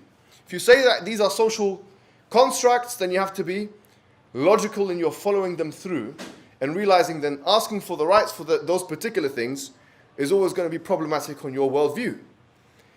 But that's a contradiction that we can talk about in the question and answers. I want to end off by saying, on a very practical note, how do we do this, right? Because to be honest with you, in America and in the UK and in Europe, there's one thing that unites, or there's one thing that is in common between, for example, groups that call themselves, for example, LGBT groups and religious type groups like Muslim communities and Jewish communities and Christian communities. And that's that they're both minorities, number one. And number two is that they're both, for the most part, averse to right-wing rhetoric. So they're quite, in terms of political allegiance, I'm not going to use the word allegiance, but they're most likely to, yes, help one another out in certain issues. So I say this, I say that for that kind of thing to continue, because frankly, I do believe that it should continue. I believe that Muslims should be more welcoming to homosexuals in general, whether they be Muslim homosexuals or non-Muslim homosexuals. I believe that that kind of approach is a required approach. And in fact, it's in the interest of the Muslims and of those other groups, like the LGBT groups and so on.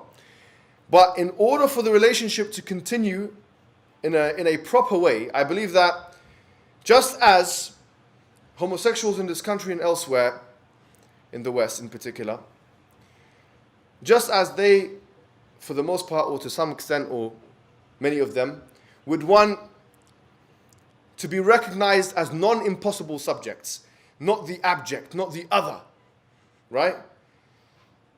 Juxtaposed with the heterosexual, and so on. We too, as Muslims, we need the same kind of treatment.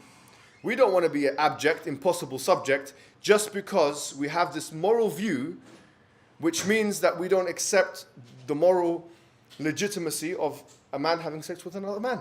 So in other words, if you want us to accept that you are not an impossible subject for doing what you're doing, no problem. We're not going to consider you as abject. It should be like that. And we should continue having human relationship with one another. But the same thing must be reciprocated back to the Muslim community, even if Muslim people or Jews or Christians or so on, they believe that homosexuality is an act, is fundamentally aberrational, totally irreligious, and not acceptable from a moral perspective. So that mutual respect should be afforded on both sides. And I think with that said, we'll open it inshallah to questions and answers.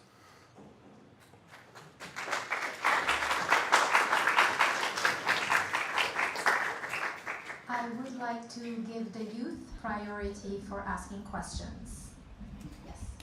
So you say reject like modern interpretation of sex that accept homosexuality. So two questions in that. Do you consider homosexuality a choice? And what would you say to a Muslim person struggling with homosexuality? I'll just touch on. Can I not have a mic? I don't like the mic. No, Can you guys hear me? Can you hear me? This will pick me up, innit? No, I don't like it. You can move it away. You can move it away now. Can you throw it or something? No, I'm joking. Let me turn it off so even when it's on it annoys me. Yeah. So basically the way we can answer that is now we hate the sin but not the sinner. Yeah? So there are people who have these urges, yeah? Now in Islam, all of you guys know the Surah Fatiha, yeah? Yeah, should we just quickly recite together? Yes? When I say 1, 2, 3, yeah?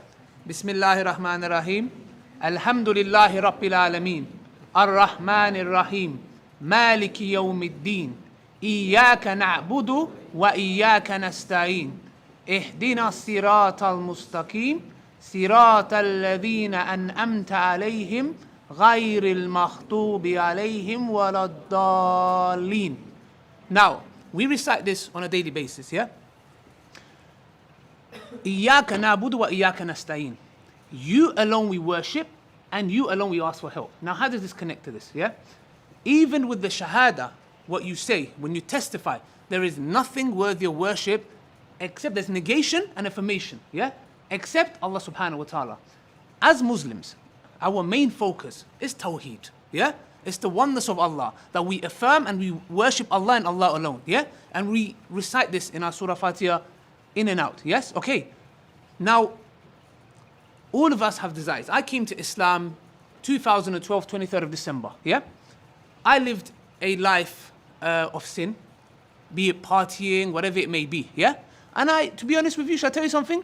One of the things that delayed me in accepting Islam, even though I knew it was the truth, was my desires. Now, how does this relate to this, yeah? We all have desires. There are men out there who want to go and sleep around with anything that moves, yeah? Yes, I'm sorry, there are men out there that they are like that, yeah? There's a man, you might have heard of an article, who married a piano, yeah? He actually married a piano, yes, his wife is a piano. And yeah, you think I'm joking, go check it out, yeah? Okay, and he seems quite happy, yeah? Feminists? No, I'm not saying, yeah, because maybe the piano don't speak back. Anyways, I'm joking. So basically, we have these desires, yeah? Allah subhanahu wa ta'ala says in the Quran that you think that you're going to say, I believe and not be tested, yeah? You're going to have these desires, yeah? But submitting your will to Allah, what that means is this. When I came to Islam, I said, look, this is what I want to do, A, B, C, D, etc., etc., etc., yeah? Then I have the truth. I believe this is the truth. I believe Allah is my Lord. Yeah? I have a choice to make. Either I follow my desires, and this is a message to our sisters and our brothers who are Muslims and those in humanity who are not Muslim. What we're saying to you is this. This is the essence of Islam, and this is my message to you if you're watching this. Yeah? I'll make it very clear to you. We don't hate you. Yeah? And we don't say, okay, when I see a gay person, no. It's not like that. What it is that we believe that we should control those desires, yeah? So a man who wants to go and sleep around, he's controlling his desires. Why? For the sake of Allah subhanahu wa ta'ala. He's saying, my Lord, you alone we worship, I worship, and you alone ask for help. So what it is you're going to have these desires. As a Muslim, if you're getting these desires or non-Muslim, what we see is when we speak to them, instead of talking about these issues, okay, were you born like this? Did this come later in your life? Or whatever it may be. What we're saying is we bring them back to Tawheed. Because once they understand the connection and the love that you have with your Creator, that's a different kind of relationship. Nobody can understand that. Allah says in the Quran, only in the remembrance of Lord do your heart find peace. And if you forget my remembrance, you'll have a depressed life. What that means is we believe in something called the fitrah. Yeah? That we are all programmed that we will only find happiness with the remembrance of Allah. The heart will ask for money, cars, girls, this, that. You will feed it. The heart will reject it because the heart's saying, that's not what I need. That's why you see people who are chasing happiness, and be it rich people, famous people. Someone told me he saw Brad Pitt in Hollywood. We're going to go Hollywood. And he was depressed. He broke up from Angelina Jolie. Yeah? I don't keep up to date, but that's what I heard. Yeah? He was depressed. Why? Because when you attach your heart to something other than Allah, you will never be happy. Because your happiness was based on what? If I base my happiness on this pen, yeah? Okay. Once this pen leaves me, my happiness goes with it. If I attach my heart to a female, once that female goes, I'm going to be depressed again. But when you attach your heart to your Lord, He will never leave you. So what we're saying to our friends who may have these tendencies is that, look, it's a way of dealing with it by saying that when you understand your relationship with your Lord, you're going to say, look, I have these tendencies. I get these thoughts. I have these urges. And we have, believe me, we have Muslims in Islam. There are major sins, yeah? Shirk, bid'ah, yeah? Bid'ah is innovation, yeah? And some people like to use it, bid'ah, everyone's innovator, yeah? Some people have that, sadly. Major sin, yeah? Major sin. Some say major sin is above bid'ah, etc., etc. There's category, yeah? Being homosexual, acting upon it is a sin. It's a major sin in our religion. It is. Having those thoughts and not acting upon it is not. Yeah? And there are Muslims who are out there. And by the way, if you have these tendencies and even if you're acting upon them, you're committing a major sin. But that does not negate the fact that you cannot be a Muslim. You're a Muslim, but you're sinning. Just the way a man who goes and sleeps around, yeah, and doesn't give the rights of his wife, he's committing a major sin. So what we're just saying is that, in a nutshell, is that once you have that connection with your Lord, you're saying, I have these tendencies, this is what I want to do, but my love for my Lord is so great, and beyond that, yeah, that I'm going to stay away from that, and hopefully in the hereafter, my Lord will, inshallah, reward me. This life is a test. That's all we're asking. Now, somebody can come and say, look, I don't want to. You have every right to. If you say, I don't want to, and I want to practice it, you have every right to. My job, hijab's job, our team's job is to convey the message. What I just told you, I've conveyed it to you, yeah? You can speak, yes? You will testify in front of Allah that I conveyed this to you, yeah? My job is done. You want to take it, not take it, to do 2 backflips and jump through the window? That's up to you. But my job is done. So, inshallah, that will answer your question. And we need, like I said, when you get in these tendencies, whatever it may be, you're overcoming it for the sake of Allah. This is the fundamental thing within our religion. And that's what we're asking people to do, whatever desires it might be. Not just homosexuality, whatever it may be, theft, want to kill somebody, etc. Stop those things for the sake of Allah. But a person has every right to say, nope, I want to. That's your choice. I would answer it like that, sister. Has it answered your question? Are you sure? I won't ask again. So why is it that it is just the story of is that about the rape that was going on at the time and not consensual sex? As far as I know, from my little knowledge, hijab can touch upon that as well, is that it is forbidden. Like Allah has mentioned that He has destroyed nations before because of this specific sin. And in different, actually it's quite unique because in different destructions that Allah has gave upon, and Allah says He does not destroy a nation until He sent a messenger. So that some of them, most of the times, it was that they were associating partners to God. But funnily enough, interestingly enough, with this specific issue, hijab can correct me, at the time of Nuh alayhi salam, or Lut alayhi salam, that is not mentioned much, but it's the act of the homosexuality that is actually mentioned why God did that.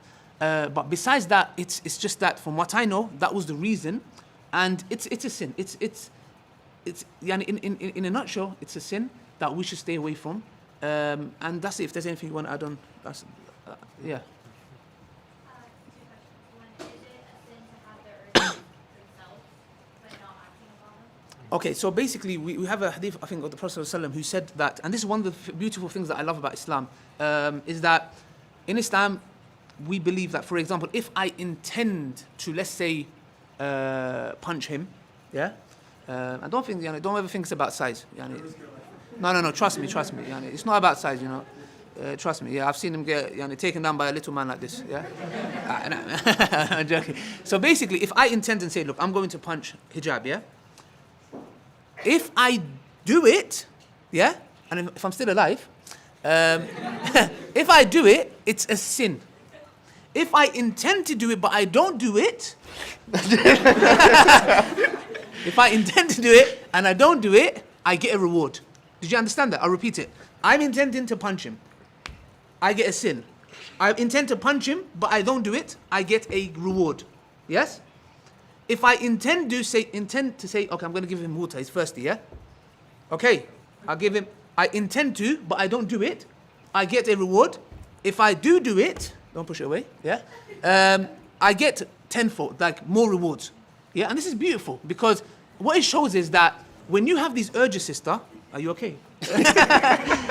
When you have these urges, sister, what it is that you're saying, I have these urges, but for the sake of Allah and my love for my Lord, I'm not going to do it. You're getting rewarded. This is a form of ibadah because you're abstaining from it because you're saying, I want to please my Lord. That you actually get rewarded for that. And that's what's really beautiful about Islam, I would personally say. Okay, we have the brother. No, just ignore him, please. Yeah. Why sitting on the floor, Span? Give him a chair. I feel bad. No, I'm good. I was going to a bit of a slide. Yeah. Anyway, two questions. First thing, when you mentioned the social construct of homosexuality, things like that, I remember watching Brother Mohammed once. He was in the BBC on one of those shows. He was mentioning that we don't even have the categorization of homosexual. We don't have like a category of, oh, this guy is homosexual. We have this. We don't like this person is a human being, but it's just that he makes the sin. That's all. But we don't really have that categorization.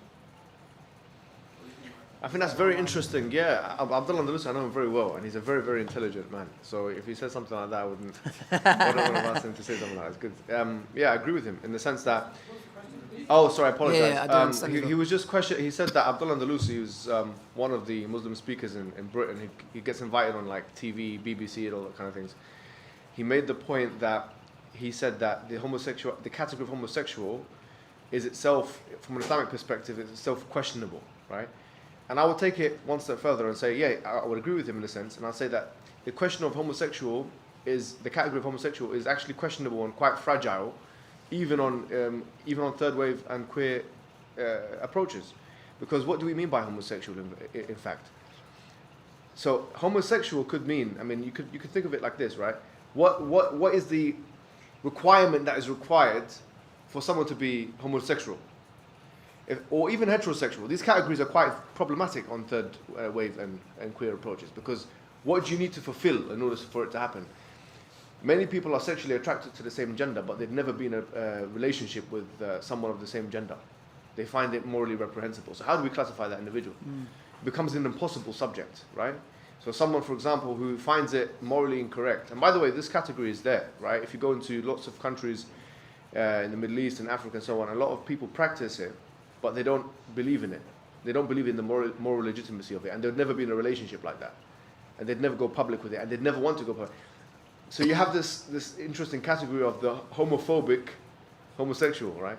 Obviously that depends on how you define homophobic, but the idea is that they don't like what they're doing. You've got cognitive dissonance. So how do you categorize that individual? Do you categorize them on the basis of what they do or what they believe, for example, right?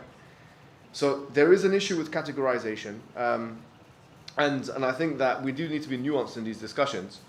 And that's why some of these, when we go quite far in destabilizing the categories, then frankly, it becomes quite a feeble case, right, to make. Yes, go ahead. You have another question? And then the brother. Let's get someone else. Yeah, sorry. So, when you were mentioning in your lecture about how Muslims should accept people, accept Muslims with these homosexual tendencies, what do you have to say about these people that are trying to justify these homosexual tendencies, like in accordance to Islam, so to have this being accepted. You can see it in a lot of Abrahamic religions like Christianity, Judaism, how they have included these people, also like this, having their ideas coincide with Islam. Do you mean like Christians and other faiths have accepted them? Like they're saying, okay, yeah, Accepted them and even have them, like, Justify these them. ideas. To moderate. Look, this is. I saw a tweet which I found a little bit disturbing. As someone like I said before, yeah. Look, again, if there's going to be a lot of people watching this, it's probably going on our YouTube channels. I do not call you an Islamophobe for hating or disliking or criticizing that we believe homosexuality is a major sin. Neither I would like for you to call me homophobic because of my views, yeah. And that's what hijab was explaining, you know. But there was a tweet from a Muslim girl, from a Muslim sister, and she was like, LGBTQI rights, I don't care what Islam says, this to me comes first. To me, that's disturbing. When I mean disturbing is because at the end of the day, I would say maybe there's a bit of ignorance there. We can assume the best and say maybe she doesn't know. But you need to, and this is really sad, and you need to study your religion. You really need to study your religion. Because to us, Islam, the Quran, the Sunnah, comes before anything. I'll make it very clear. I'm not ashamed. I'm proud to say this. My religion comes before anything. When I came to Islam, I've submitted my will to my Lord, and I try my best. I'm not an angel. I'm not perfect. I sin. Yeah? That's why when somebody praises us, we get people coming here, let me take a picture with you, this, that. Abu Bakr radiallahu anh told us to make a dua. And he said, look, may Allah forgive me for what you do not know about me. Yeah, you want to take a picture with me, I'm like some kind of a superstar in your eyes. But may Allah forgive me for what you do not know about me. And may Allah make me better than what you assume of me. Yeah? Why? Because it's the mercy of Allah that's hidden my sins. Do you get what I'm trying to say? What was the question? I went somewhere else. Yeah, justification, yeah. So for example, I find that disturbing. Why do I need to drop my values and, adapt these views? Why? I don't need to. I'm a Muslim. I'm a proud Muslim. I follow the Quran and the Sunnah and the way of the Sahaba, the Salaf. And at the same time, like I said to you before, we hate the sin, not the sinner. Yes, we would. Would we want them to stop sinning, doing that we class as a sin? Yes, we would. Would we force them? No. We would convey the message. But it's very sad to see Muslims, was it Malcolm X who said, if you don't stand for nothing, you'll fall for anything. Yeah? Sadly, this is the case. Be proud of your religion. This is Islam. We love our Lord. Wallahi, like I said before, Allah is the one who feeds me. Allah gives me everything, yeah? And alhamdulillah, the least I can do is forget praying. Forget praying and fasting and giving zakah. Wallahi, we are waging war on Allah's religion. Why? Because, oh no, I need to fit in. These people have to accept me. Oh, let me say this and let me say that so they can say, yeah, 2 brownie points to you. I'm sorry, I don't need no one's brownie points. Keep your brownie points to yourself with all due respect. This is my religion. I'm proud of it. I follow it. And that's it. And it's sad. We shouldn't justify anything. And this is really important. This most of the time, it comes down due to the lack of studying our own religion. Yeah? I saw one guy, he said, I left the fold of Islam. I said, okay, brother, what do you study? Philosophy. I said, how long have you been studying that? 3 years. I go, how much time have you spent studying the Quran? Not much. Well, I'm not surprised you left Islam. How can I be surprised? If you haven't given that right to Allah's religion, how are you going to be surprised? Of course, you're going to be guided. We believe misguidance, So it's really important for us to give Allah His rights by studying His religion, and then, inshallah, we'll come to common terms with people that we differ. Okay. Would you say that homosexuality is a choice based on experiences, or kind of like a natural thing? Because the reasoning behind this question is because we usually notice a lot of people, especially online, especially children, that all of a sudden they say they're a girl and they say all of a sudden I would like to be a boy. So is it like a natural desire thing, or is it a choice based on experiences? I think that question, I genuinely believe, sorry, can you hear me, yeah? The question was, is it natural or not, yeah? There's 2 things about that question. Number one, I think it's a red herring to the discussion. and I'll explain why and how. But number two, I think it can actually never be known in a full sense, in a certain sense. And that's the honest truth about it, because it's the job of the geneticist to tell us what information genes have, right? But it's the job of the psychologist to tell us how people respond to certain, for example, environmental stimuli. If they ask them questions, how they respond to those questions, and so on. So say for example, what studies could possibly be done to find out if people are born gay or not? The studies that would be done have to rely on some kind of testimony of some sort. So you have to ask someone, how do you feel? They say, I feel I'm a homosexual. How did they define it? That might be loose in and of itself, but let's say for the sake of argument, keep it simple. You know, I'm attracted to other men, or I'm attracted to other women if you're a woman, whatever it may be. Now, in psychology, you have issues, because even Karl Popper referred to psychology as a pseudoscience. It's problematic. And even science itself has problems of induction and theory-ladenness and so on. So you'll never get a full answer to that. You can get studies that probably contradict each other on that. If you look at the scientific journals, you'll probably get one study that says yes and one study that says no, and 10 years later one that says yes. And frankly, it's a red herring to the discussion. Either way, from an Islamic perspective, if it's true that you're born with the natural impulse to do something, we say, from our perspective, then that is a test and you should suppress that impulse. It's not a given that every natural thing you have, in terms of feeling, should be expressed, which is what I was trying to say in the lecture. It's not something that you should necessarily express. What if you were born with incestuous feelings, which is what Freud actually did believe. He referred to it as the Oedipus complex in the beginning of a child's early development, that they're attracted to the opposite gender parent and so on. So imagine if that continued until the adult years. Should that be acceptable socially and so on? Should there be relationships between, once again, incestuous type relationships? Just because you have a feeling, does it mean you have to express that feeling? That's the question. So this naturalistic determinism, or biological determinism, that you should necessarily exhibit, or you should express what you feel, is not a moral theory of justice. It's a weak theory, if you like, because what is to say that is the case? What is to say that however you feel, you should express that feeling? So that's why I believe it's a philosophical red herring to say that homosexual rights, just because they're felt, they should be expressed. It can be felt and suppressed. That's another legitimate recourse which we in fact favour. In terms of, does that answer your question first of all? Yeah. What was the other thing you said? You talked about boy, girl, girl, boy. So the question of there was a study, a psychological study that was done with all of its limitations. I think it was referred to as Bandura, Ross and Ross. And basically they try and find out whether socialization impacts someone's perception of certain gender stereotypes. So they gave children gun, traditionally understood, masculine items and traditionally understood feminine items. And what they found, even with limited socialization, that boys were attracted to those things which were, quote unquote, normatively understood masculine stereotypes, and girls were attracted to those things which are normatively understood as feminine. That's evidence to suggest that it's not a social construct, but to be honest, once again, there can never be, on a philosophical level, full certainty to the extent to which masculinity and femininity is a social construct.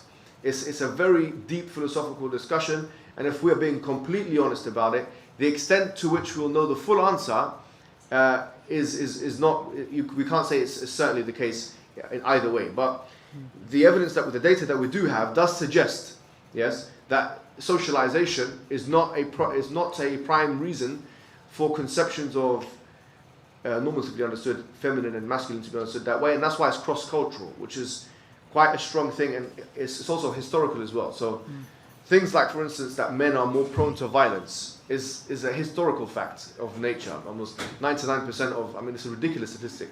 Most countries, over 95% of prison populations are populated with men. Doesn't that tell you something about their propensity to violence comparative to women? And look at all of history. That is a strong indicator. It really is a strong. So to suggest that, for example, violence is a social construct related to man, I would say, well, you could say that, but the weight of the evidence, frankly, goes against that because of history. Look how much men have been more prone to violence than women and continue to be. Obviously, you could argue from a sociological perspective in the judiciary and so on, there's the chivalry effect, and women are more likely to get passed by and be felt sorry for and so on. But that doesn't explain everything. It's not a theory of everything. So to answer your question, I think it's a red herring. There's definitely not going to be the evidence put forward in that way. And if someone tries to hijack the scientific narrative to make this case, then I can say this. I can say on Herbert Spencerian kind of evolutionary biology on the social world, homosexuality is an aberration to evolution, because it goes against reproduction.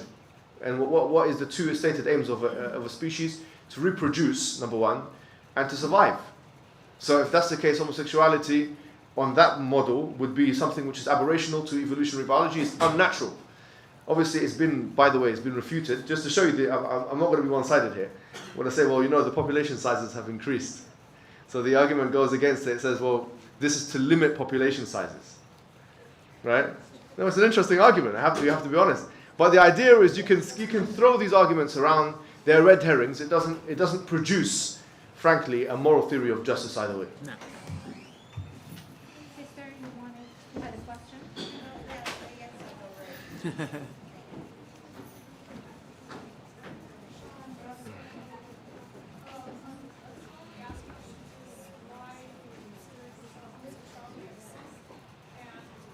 Sorry?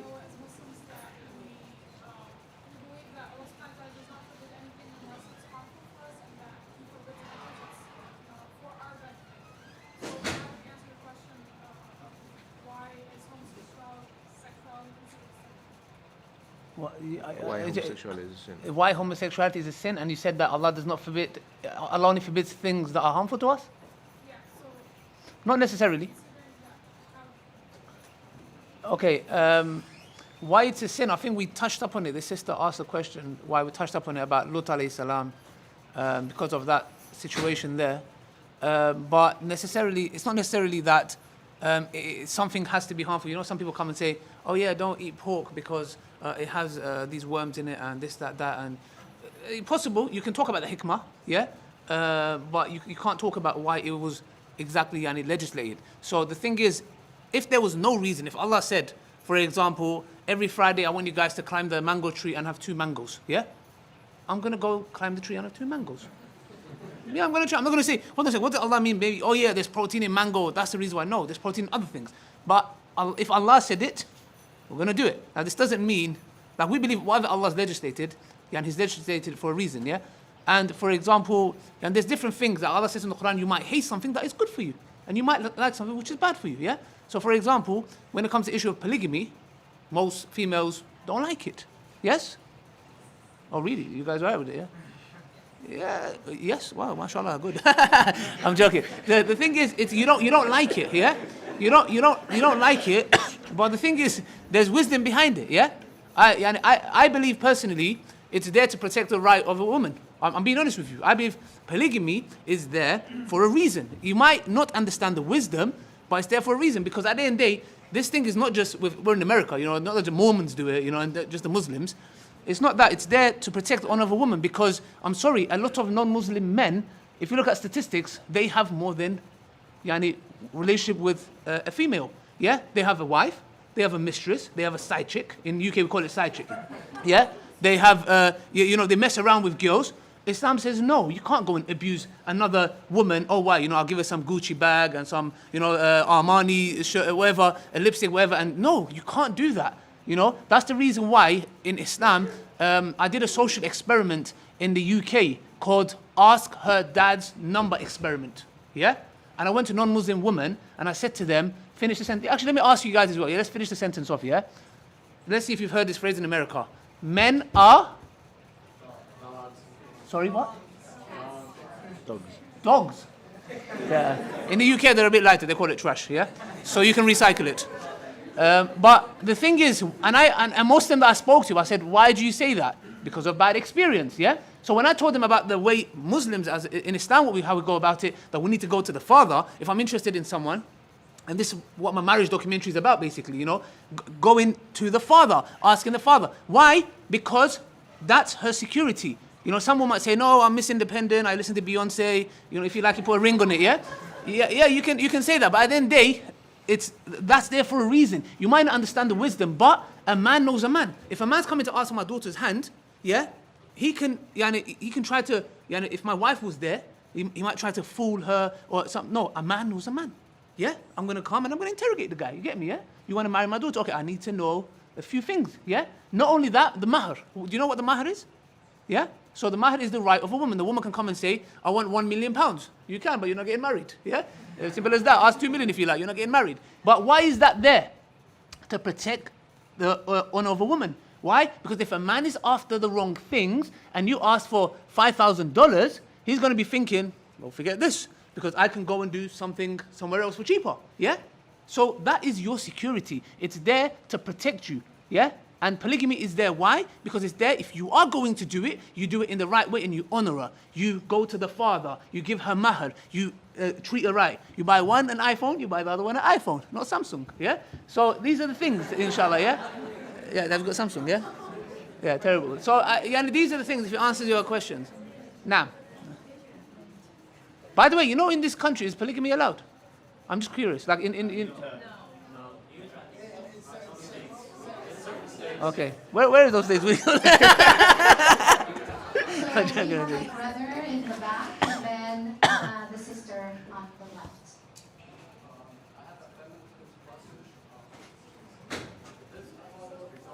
Shh, I can't hear him.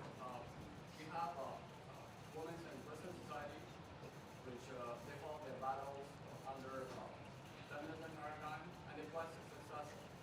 Western society is the least tyrannical society, and there is no counter argument about that. And then you have women live under Islamic or Sunnah or Sharia, which like Islamic Republic of Afghanistan, Pakistan, Saudi Arabia. Yeah. Which recently they again granted to women to drive. And, Yeah, it's true. Yeah.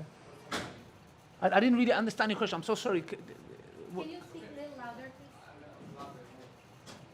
The question is like the solution to solve our economic society, like Saudi Arabia, Pakistan, or Yeah, Afghanistan, yeah. is to attack feminism or to find out where we went wrong in Sunnah or Quran or Sharia. Yes, this. Have that woman suffer there, Mm. and they cut their noses and ears in Yes, Afghanistan, yes. and they have limited right or no right in Afghanistan, Yeah. or Saudi Arabia or Iran or Pakistan. Yeah. They're majority Islamic population countries. Mm. So those kind of projects with sort of high tyrannical element, how can we solve those problems by attacking feminism, or we have to? Good. That's a brilliant question. So basically, you're saying that we've got these problems. Are we going to solve this by attacking feminism or deal with our problems? Yeah. Yeah. Okay. That's actually you're very right. You know, and this is actually very true. And you talked about Afghanistan. They're cutting the woman's nose, throwing acid, etc. Yeah. And this is brutal. Yeah. But then again, you know, this is like an Orientalism approach, like Edward Said said. Yeah. It's the same thing because you're coming from that angle. Because if you look into the UK and Europe, every 15 seconds a woman is abused. Go to the UK.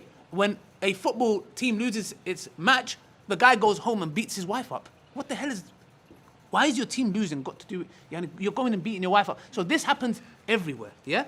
But you're right. We're not here attacking feminism. What we're saying is that as Muslim women and men, I believe we do not need feminism. Muslims ourselves. We've got the Quran and Sunnah. And the way to fix that is the following. These countries who have adopted these ways is because I believe, correct me if I'm wrong, that they are not following the Quran and the Sunnah properly. So how do we fix this? We can't come and say to them, here we go, this is the feminist model.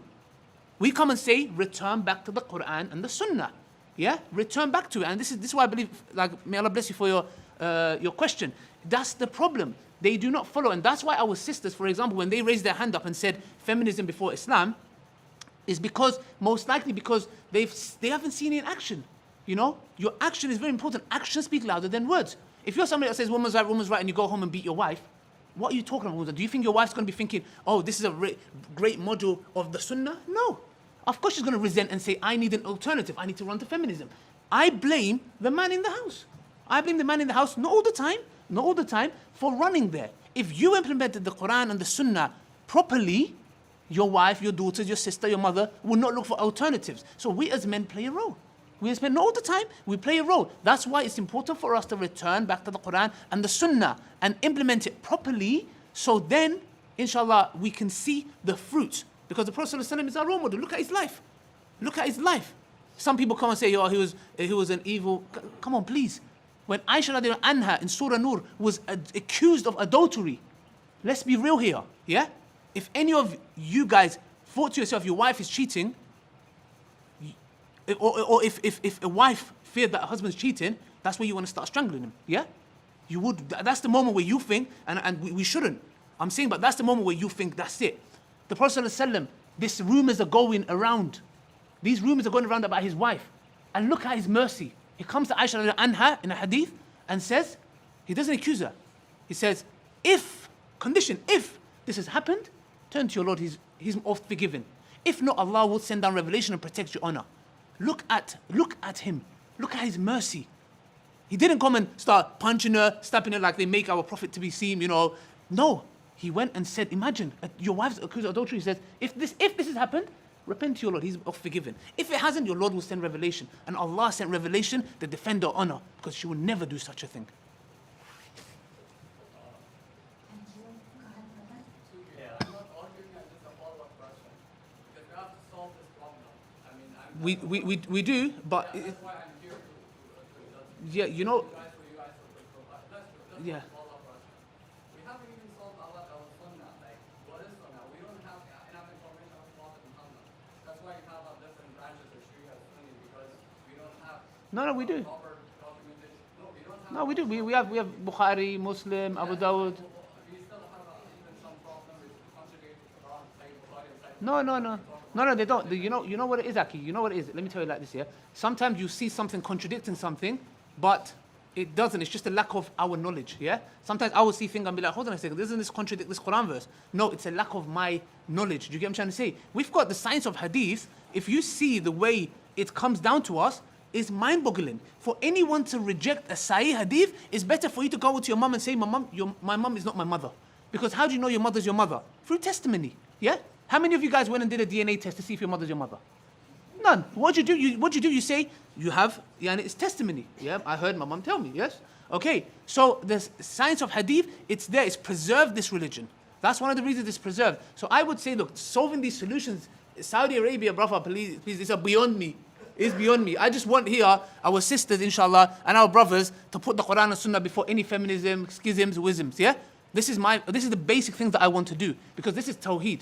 Once that has happened, Aki, that is another issue, inshallah. If I come in power, if they vote for me, not in democracy, but I might be, get hijab as my, governor or something, I might put him in, sort some issues out. But till then, we can just do little things that we can do. I would love to have a say in that matter, but we can't.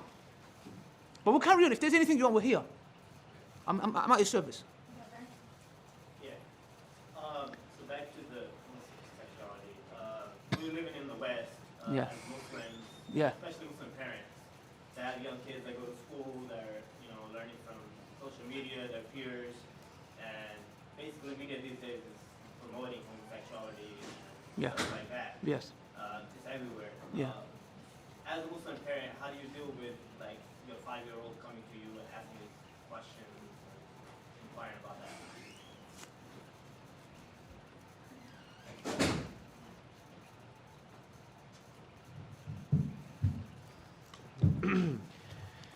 Well, I think that, once again, you're not going to be in control of all the variables, right?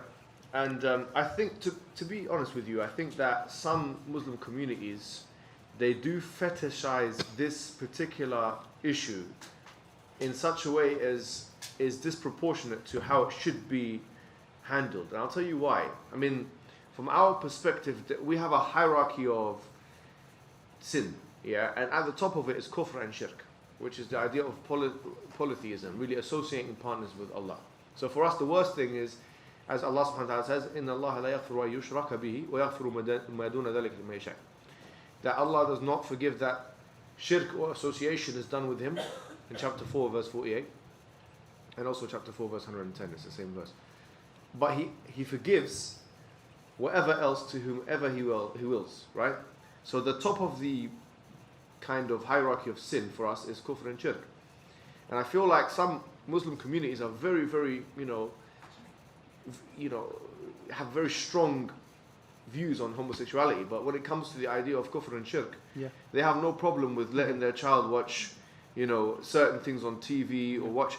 I mean, frankly, I think there's a bit of a double standard in the Muslim community as well. I mean, you can't go to school and they're very scared of the teacher telling the student of how, there are men in relationships, but then they go home and they watch a film, and they watch TV, and to be honest with you, they have a TV in their home, and it has more than that on there, and they allow their child to have technology, which frankly has even more things on it. It has pornography. According to what do you call it? BuzzFeed, they've done a thing with Google Analytics. Yeah, I'm not sure to what extent this is accurate, but they found that 99% of young people under the age of 15 years old have watched pornography one time in their life. 99%. That's pretty much everyone here, to be honest. But I'm not accusing anyone, right? But that's what it means. That's what it means. So the truth is, they have this fear of the schools and the institutions, but they allow all kinds of technological, devices in the house and TV and narratives that are pumped, spoon-fed to their children, acquiesced to by the parents, which are much more powerful on these mediums, frankly. A young child is much less likely to follow the lead of their school teacher than of their, for example, friends, their close friends, and that's what the Prophet told us. Al-mar'u ala dini khalilihi. The person is on the religion of their friends. Social groups, technology, these are the things. I'm not trying to demote from the fact that, a parent should have the right, even according to there's an article, in human rights article, that says that a parent should have the right to educate their child in whatever way they want. That's one of the 30 articles, by the way, of the human rights article 1948. However, people have not really raised that in these discussions, by the way. They should be raised a little bit more. There's actually an article here in human rights, according to the human rights thing, that the parent should decide, right? Whatever their child should be. I'm not saying that they shouldn't decide, and I'm not saying that this is not a problem. It's not something which is the right of the parent. But what I am saying is that you've looked at this issue and you've fetishized it to the extent where you've forgotten everything else, and in many cases, those things that you've forgotten about are more important. You know how many narratives are pumped through TV, Hollywood, 5 hours away from us. They're doing a good job in deviating our children in a better way than any school can do. It's unbelievable what they're doing. It's shocking. But that's in your house, So we have to look at the whole picture, That's what I would say. Okay. Any other questions? So I've had adults tell me, like when I was younger, that being friends with a person identified under LGBTQ plus is haram and a sin. And so I've had friends that I've known for like 5 years now that are coming out to me. So I was wondering, is it really a sin, or is it really haram to be friends with someone who identifies under that category? The Prophet Muhammad sallallahu alaihi wasallam, he told us, "Al-mar'u ala dini khalilihi," that the person is on the religion of his friend. So he says, so be careful who you take as friends. And so the Prophet's advice suggests, and he gave us a parable as well. He said that if you have a friend who's a blacksmith, then you might not be doing any of the activity, but you'll be smeared with the tar of the blacksmith activity, right? And if you have a friend that's a perfume seller, you might not take any of the perfume, but you'll smell like the friend because obviously of your interaction with that friend. So it's not about the LGBT community at all. You can have a Muslim who you shouldn't be friends with according to the Prophet's advice. You can have a Muslim who's a practicing Muslim, but they believe in very deviated ideologies, like for example ISIS, extremist. Someone come and said to me, should I be friends with ISIS? I'm not comparing ISIS, by the way, with the LGBT community, but I'm saying there are categories of Muslims, right, which the advice of the Prophet is that you shouldn't be friends with them or be close with them. And that's why Allah subhanahu wa ta'ala says in the Quran, "La tattakhidhu bitanatan min dunikum." Don't take as close, bitana literally means very close allies from other than you. Some individuals are not recommended that you be too close with them, whether they're Muslim or not Muslim. I'm not specifying that to any particular community, whether it be the LGBT community, whatever. You have to look at your own spiritual state of affairs. If your prerogative in life is to be spiritual, then you should be around spiritual people. If your prerogative in life is to be, muscular, healthy individuals, then you should hang around me. If your prerogative in life, right, is to be intelligent, you should be, and that's what's his name? Stephen Covey. Stephen Covey, yeah? The 7 rules of highly effective people.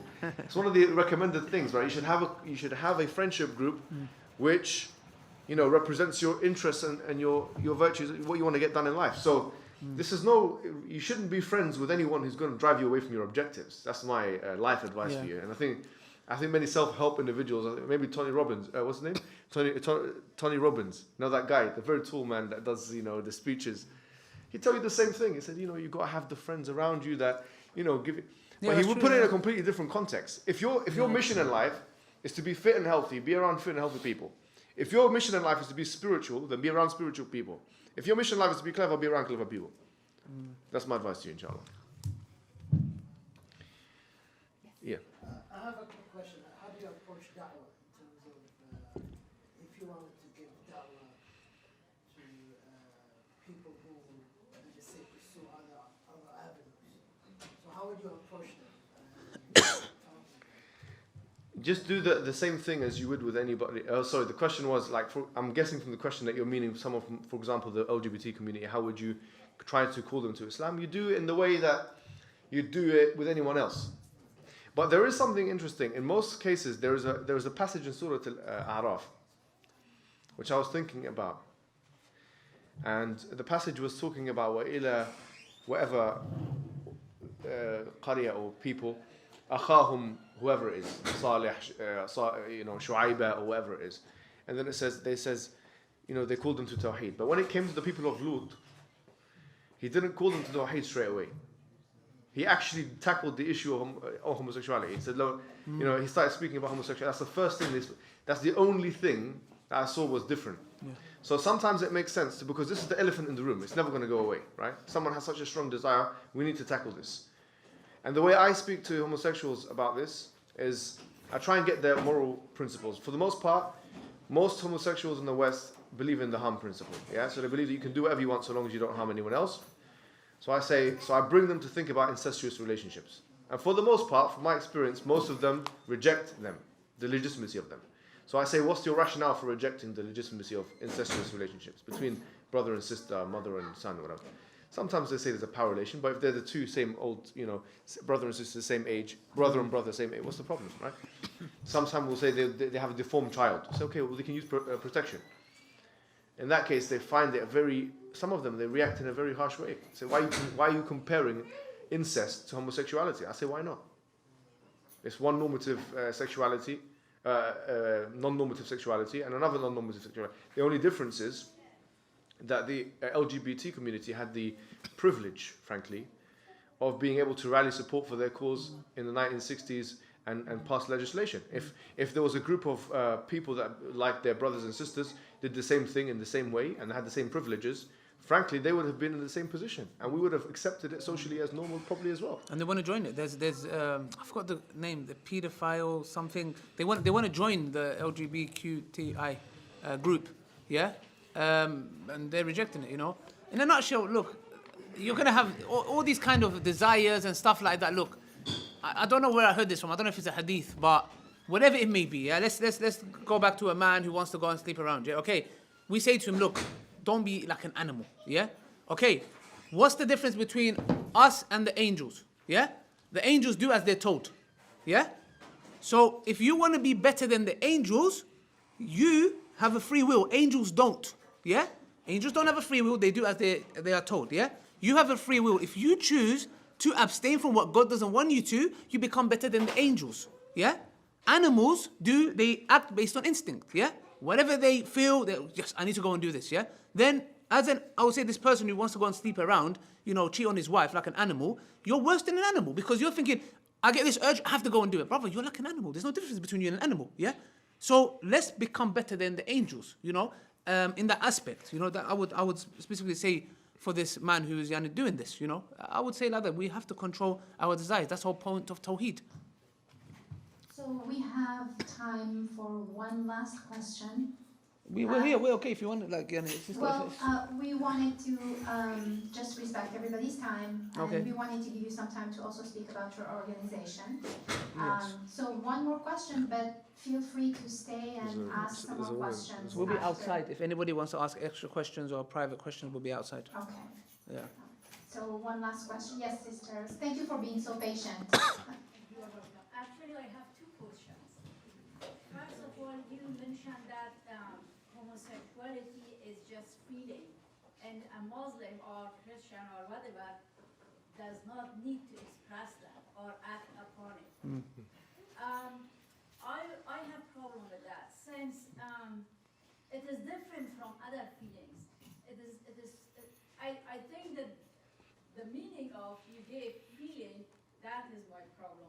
Since it is not like anger feeling. Let's say someone cheated on you and you're angry, and yes, you can hold on it and you don't have to express it.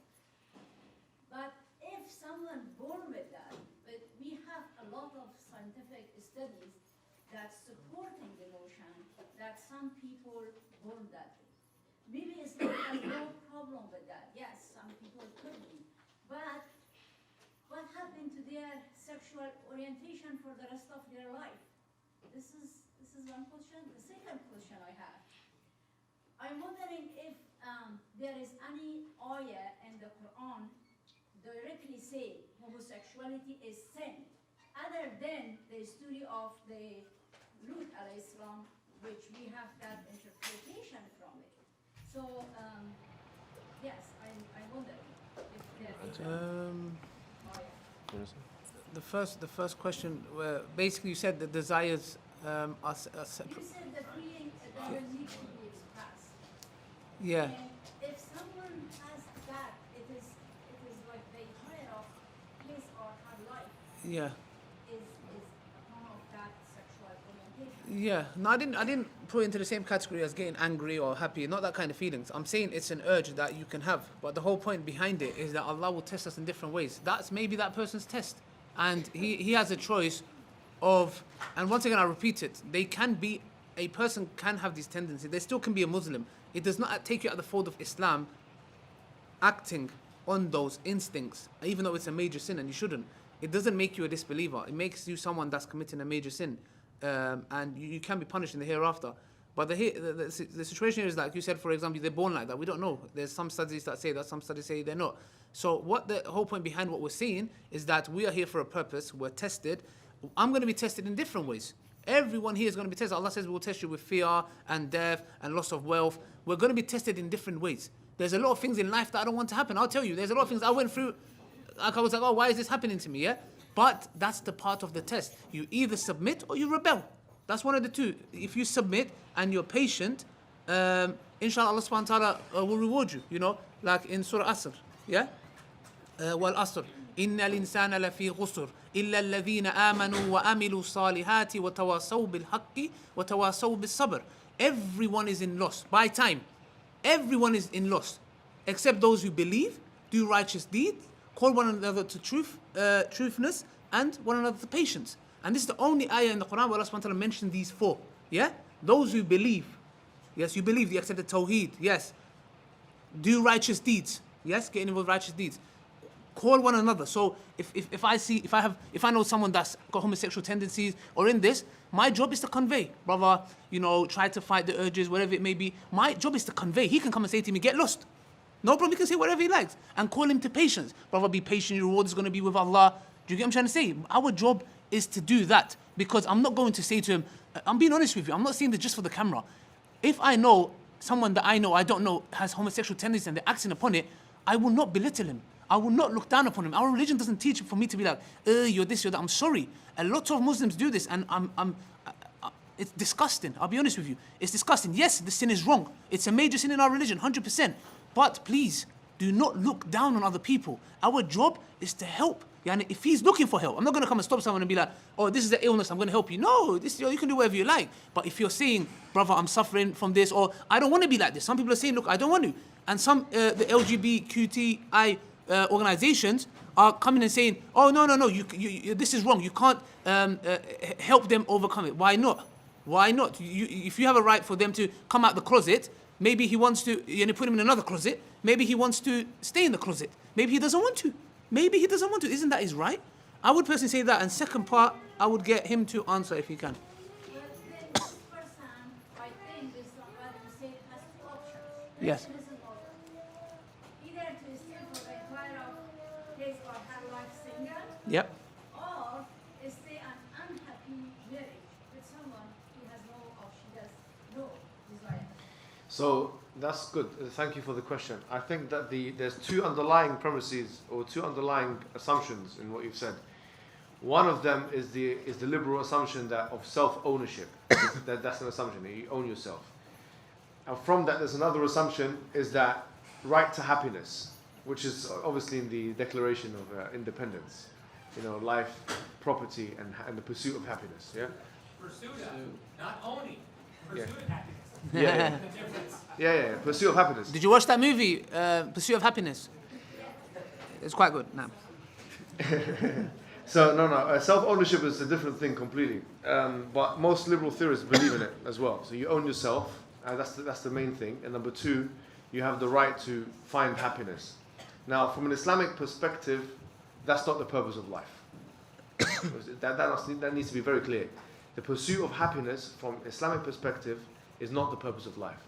The purpose of life, from an Islamic perspective, is to worship God. Yeah, and frankly, happiness is we would say, is a symptomatic byproduct of that exercise. Happiness, from an Islamic perspective, is like a shadow. The more you try and walk towards it, the more it walks away from you. And that's why we see in places like LA, which we're going to go to, this artificial kind of life of people that they think that they can achieve happiness from material and economic gains. And all the data shows us that frankly, it's not working for America. This is not working for America. Look, the WHO, the World Health Organization, has shown us that the most depressed country in the world is America. They prescribe the most depressed tablets. And the reason why is the failure of the American dream. Like John Steinbeck wrote this book of Mice and Men. And the main, have you guys studied it? You have to read it. We have to read it in school as well. Yes, that's one thing. But it's I actually like the book, because you know why? Because it's the failure of the American dream. The failure of the American dream. So the idea is, from an Islamic perspective, there's nothing to prove. And by the way, John Stuart Mill, he wrote a book called On Utilitarianism. Yeah, and in chapter 4 of the book, he called the proving the utility principle. What is the utility principle? It's the liberal underpinning, which is that we should have the most good or happiness for as many people as possible. And in the very beginning of this, he candidly admits there's no way of definitively proving this principle from first principles. Yeah, this is an impossible thing. Now, most philosophers, when they look at chapter 4 of utilitarianism, they dissect John Stuart Mill in a way that he's never been dissected before. It's absolute. The kind of circular reasoning that he uses in that chapter makes it impossible to prove that happiness ought to be a purpose of life. Because, by the way, he presupposes something called psychological altruism. He doesn't believe that it's possible for someone to do something for someone else's sake. And that's one of the presuppositions of liberalism. One of the presuppositions is the altruism is negated, by John Stuart Mill. Altruism is the idea that I can't do something for example, if I'm a mother, right? And nowadays that could be easily believed, yeah? If I'm a mother and I have a child, that I will never act in the best interest of my child alone. That me acting on the best interest of my child is actually a reflection of me acting on the best interest of me. Why? Because the child's happiness is actually, I'm only doing it for myself. So the liberal model is premised on a selfish presupposition, that we are inherently selfish, egotistical, and individual. And that's why individualism comes into it. Now this is something which, frankly, is once again axiomatic, has no foundation, unprovable, and frankly is a failed model even on a practical level. So we would say that our model of worshipping God alone actually gives individuals eternal optimism. Because if you're in a sick bed, if you're about to die, and by the way, in the West, 1 out of 2 people get cancer. Do you know that? 1 out of, do you know this is according to cancer research, half of us will get cancer. Do you know this? In our lifetime. And most of those are over the age of 60, right? So now imagine if you have cancer or you're gonna get cancer and you're on the terminal stages and you're in the sick bed. And on this liberal model of happiness, all you have to clutch onto, frankly, are your memories and your experiences, which will, on materialism, fizzle away and become dust, right? Whereas on our perspective, you have an eternal optimism, where you're in the sick bed, you realize that this is the beginning, this is not even the start of your life, and your journey will start to begin. So from that perspective, the metaphysical gives human beings a sense of grounding that can never be achieved from materialism or liberalism. And this is why if you go and you travel, guys, I know a lot of Americans don't leave America because it's a massive country and they think everything is there. No, there are places. There's studies done on this, by the way, that people don't know outside of America. But go outside and you'll find, even if you go to certain villages in Africa, if you go to certain places in so-called lower economically developed countries, that the mood of people there is much, to be honest, more spirited and more happy. They're happier on a psychological level. Some will say, well, look at the happy index. That's a false index, by the way. It's talking about HDI and GDP. It's nothing to do with psychological state. The point. That is true, but it doesn't bring happiness. Yeah, but neither does expression of all your desires. So the idea is that the premise that you have a right to ultimate sexuality and to full expressionism is counter-thesis by so many different points, and there's no evidence for that, basically. If someone says you have a right to do whatever you want and feel whatever you want because this makes you happy, I say, who told you that the purpose of life is to be happy? And in fact, if you try and, once again, like our scholar said, if you try and seek happiness, usually like a shadow, it moves away from you. You have to seek something to what? I mean, you can be a good Muslim and also happy. Yeah, no, that's what we believe. We believe that happiness is a byproduct of the practice of Islam. So, أَلَا بِذِكْرِ اللَّهِ تَطْمَئِنَّ الْقُلُوبِ, that certainly with the remembrance of Allah is do hearts find rest. Allah subhanahu wa ta'ala says in the Quran in Surah Taha, وَمَنْ أَعْرَضَ عَنْ ذِكْرِي فَإِنَّ لَهُ مَعِيشَةً ضَنْكَ وَنَحْشُرُهُ يَوْمَ الْقِيَامَةِ أَعْمَى قال لِمَ حَشَرْتَنِي أَعْمَى وَقَدْ كُنْتُ بَصِيرًا قال قد أتتك آياتنا فنسيتها وكذلك اليوم تنسى. That on that day, first of all it says that whoever goes against my remembrance will have a depressed life. Whoever doesn't remember Allah will have a depressed life, because they're not fulfilling their teleological function, their basic human function as human beings. They're meant to worship Allah. There's a purpose for human beings on this earth. You've been created and you're meant to have a relationship of God of submission, obeying the rules of God, just like everything else does in the laws of nature. If you follow them, or attempt to at least, then you can be promised happiness. If not, then you won't. That's the Islamic model. Jazakumullah khair for your thought-provoking lectures and discussions, and for enlightening us with more knowledge and reminders. We have a list of practical resources on Islam, gender, role models, and contemporary issues. There are multiple copies here if you'd like to take one before you leave. And also I'd like to give a few minutes to the speakers to speak about your organization. So basically, we are the original Salam. I'm sure the sisters were inspired after watching, and they built this we started last year. So you built it very fast, mashallah. I'm joking. So basically, Salam what does Salam stand for in your, is it just Salam? It's Sacramento Associated League of Associated Muslims. Sounds a bit scary. What we stand for is sharing, affection, love, and mercy. Yeah, that's what we stand for. It was actually sharing, affection, love as Muslims, but we changed it to. We'll let people decide. Yeah. We're sharing affection, love, and mercy. You know, your Sacramento. I don't know. I'm joking. Yeah, mashallah, may Allah accept it from us. So our organization, the main purpose is that for us to deconstruct false narratives and reconstruct purer minds. So sadly, our youngsters or Muslims and non-Muslims in general, you're given these glasses, and this glass is tainted with all these, Muslims are like this, and feminism, and all these schisms, and you're looking at Islam, and it seems so terrible and violent, and we're here to rub that dirt off the glasses and make you see clearly. That's what our organisation is about, and that's what we do. We are quite active in the UK. Alhamdulillah, we've got a large following. I checked my stats actually. I think USA is the second loyal to us. We have a big following. May Allah bless you guys, inshallah. So that's what we do. We have debates, discussions. We go to Speaker's Corner. Have you guys heard of Speaker's Corner? Yeah. Oh, that's good. You follow us, yeah? It's good. They've turned into a bit of a circus now. Yeah, everyone's just crazy.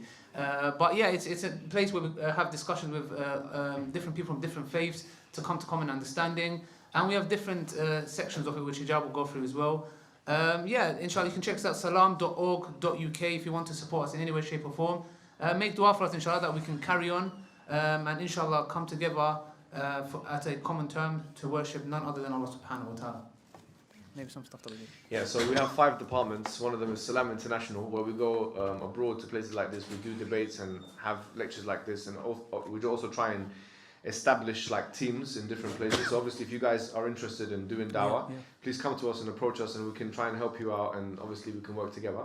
That's one thing. The other thing we do is Salam publication. So we do a lot of research papers on issues that we're talking about. So we've got a small book, 2 books coming out, very small books, so like journal articles, but they're very like big journal articles. They're coming out at the end of this month, inshallah, if all goes to plan. One of them will be called 5th Wave Feminism. Yes, and where I basically elaborate this case. Yeah, I call it 5th Wave Feminism. You should call it last wave. I can't do that.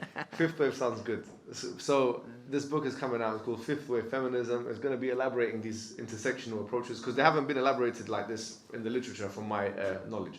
So that's one thing we're doing, and we're doing another book on women's rights. Sheikh Mohammed Athman, our CEO, has written a book on like the Islamic jurisprudential understanding of some very key issues and controversies within like Islamic law in terms of women's rights and so on. So that's going to be 2 books will hopefully complement each other. And so that's another thing we're doing. So Salam Publications is the second strand. A third thing we're doing is we do like new Muslims, for those who are new Muslims, a training for those individuals. And we do other things as well. I don't want to bore you with all the departments that we have in the UK.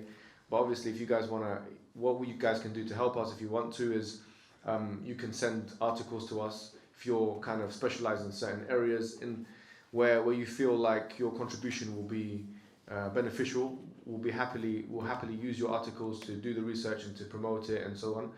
And obviously, we do fundraising and stuff like that because our projects are charity based, and so that you can go to our website, it's www.salam.org.uk, and you can see everything. So you'll see all our departments and stuff. Jazakumullah khairan.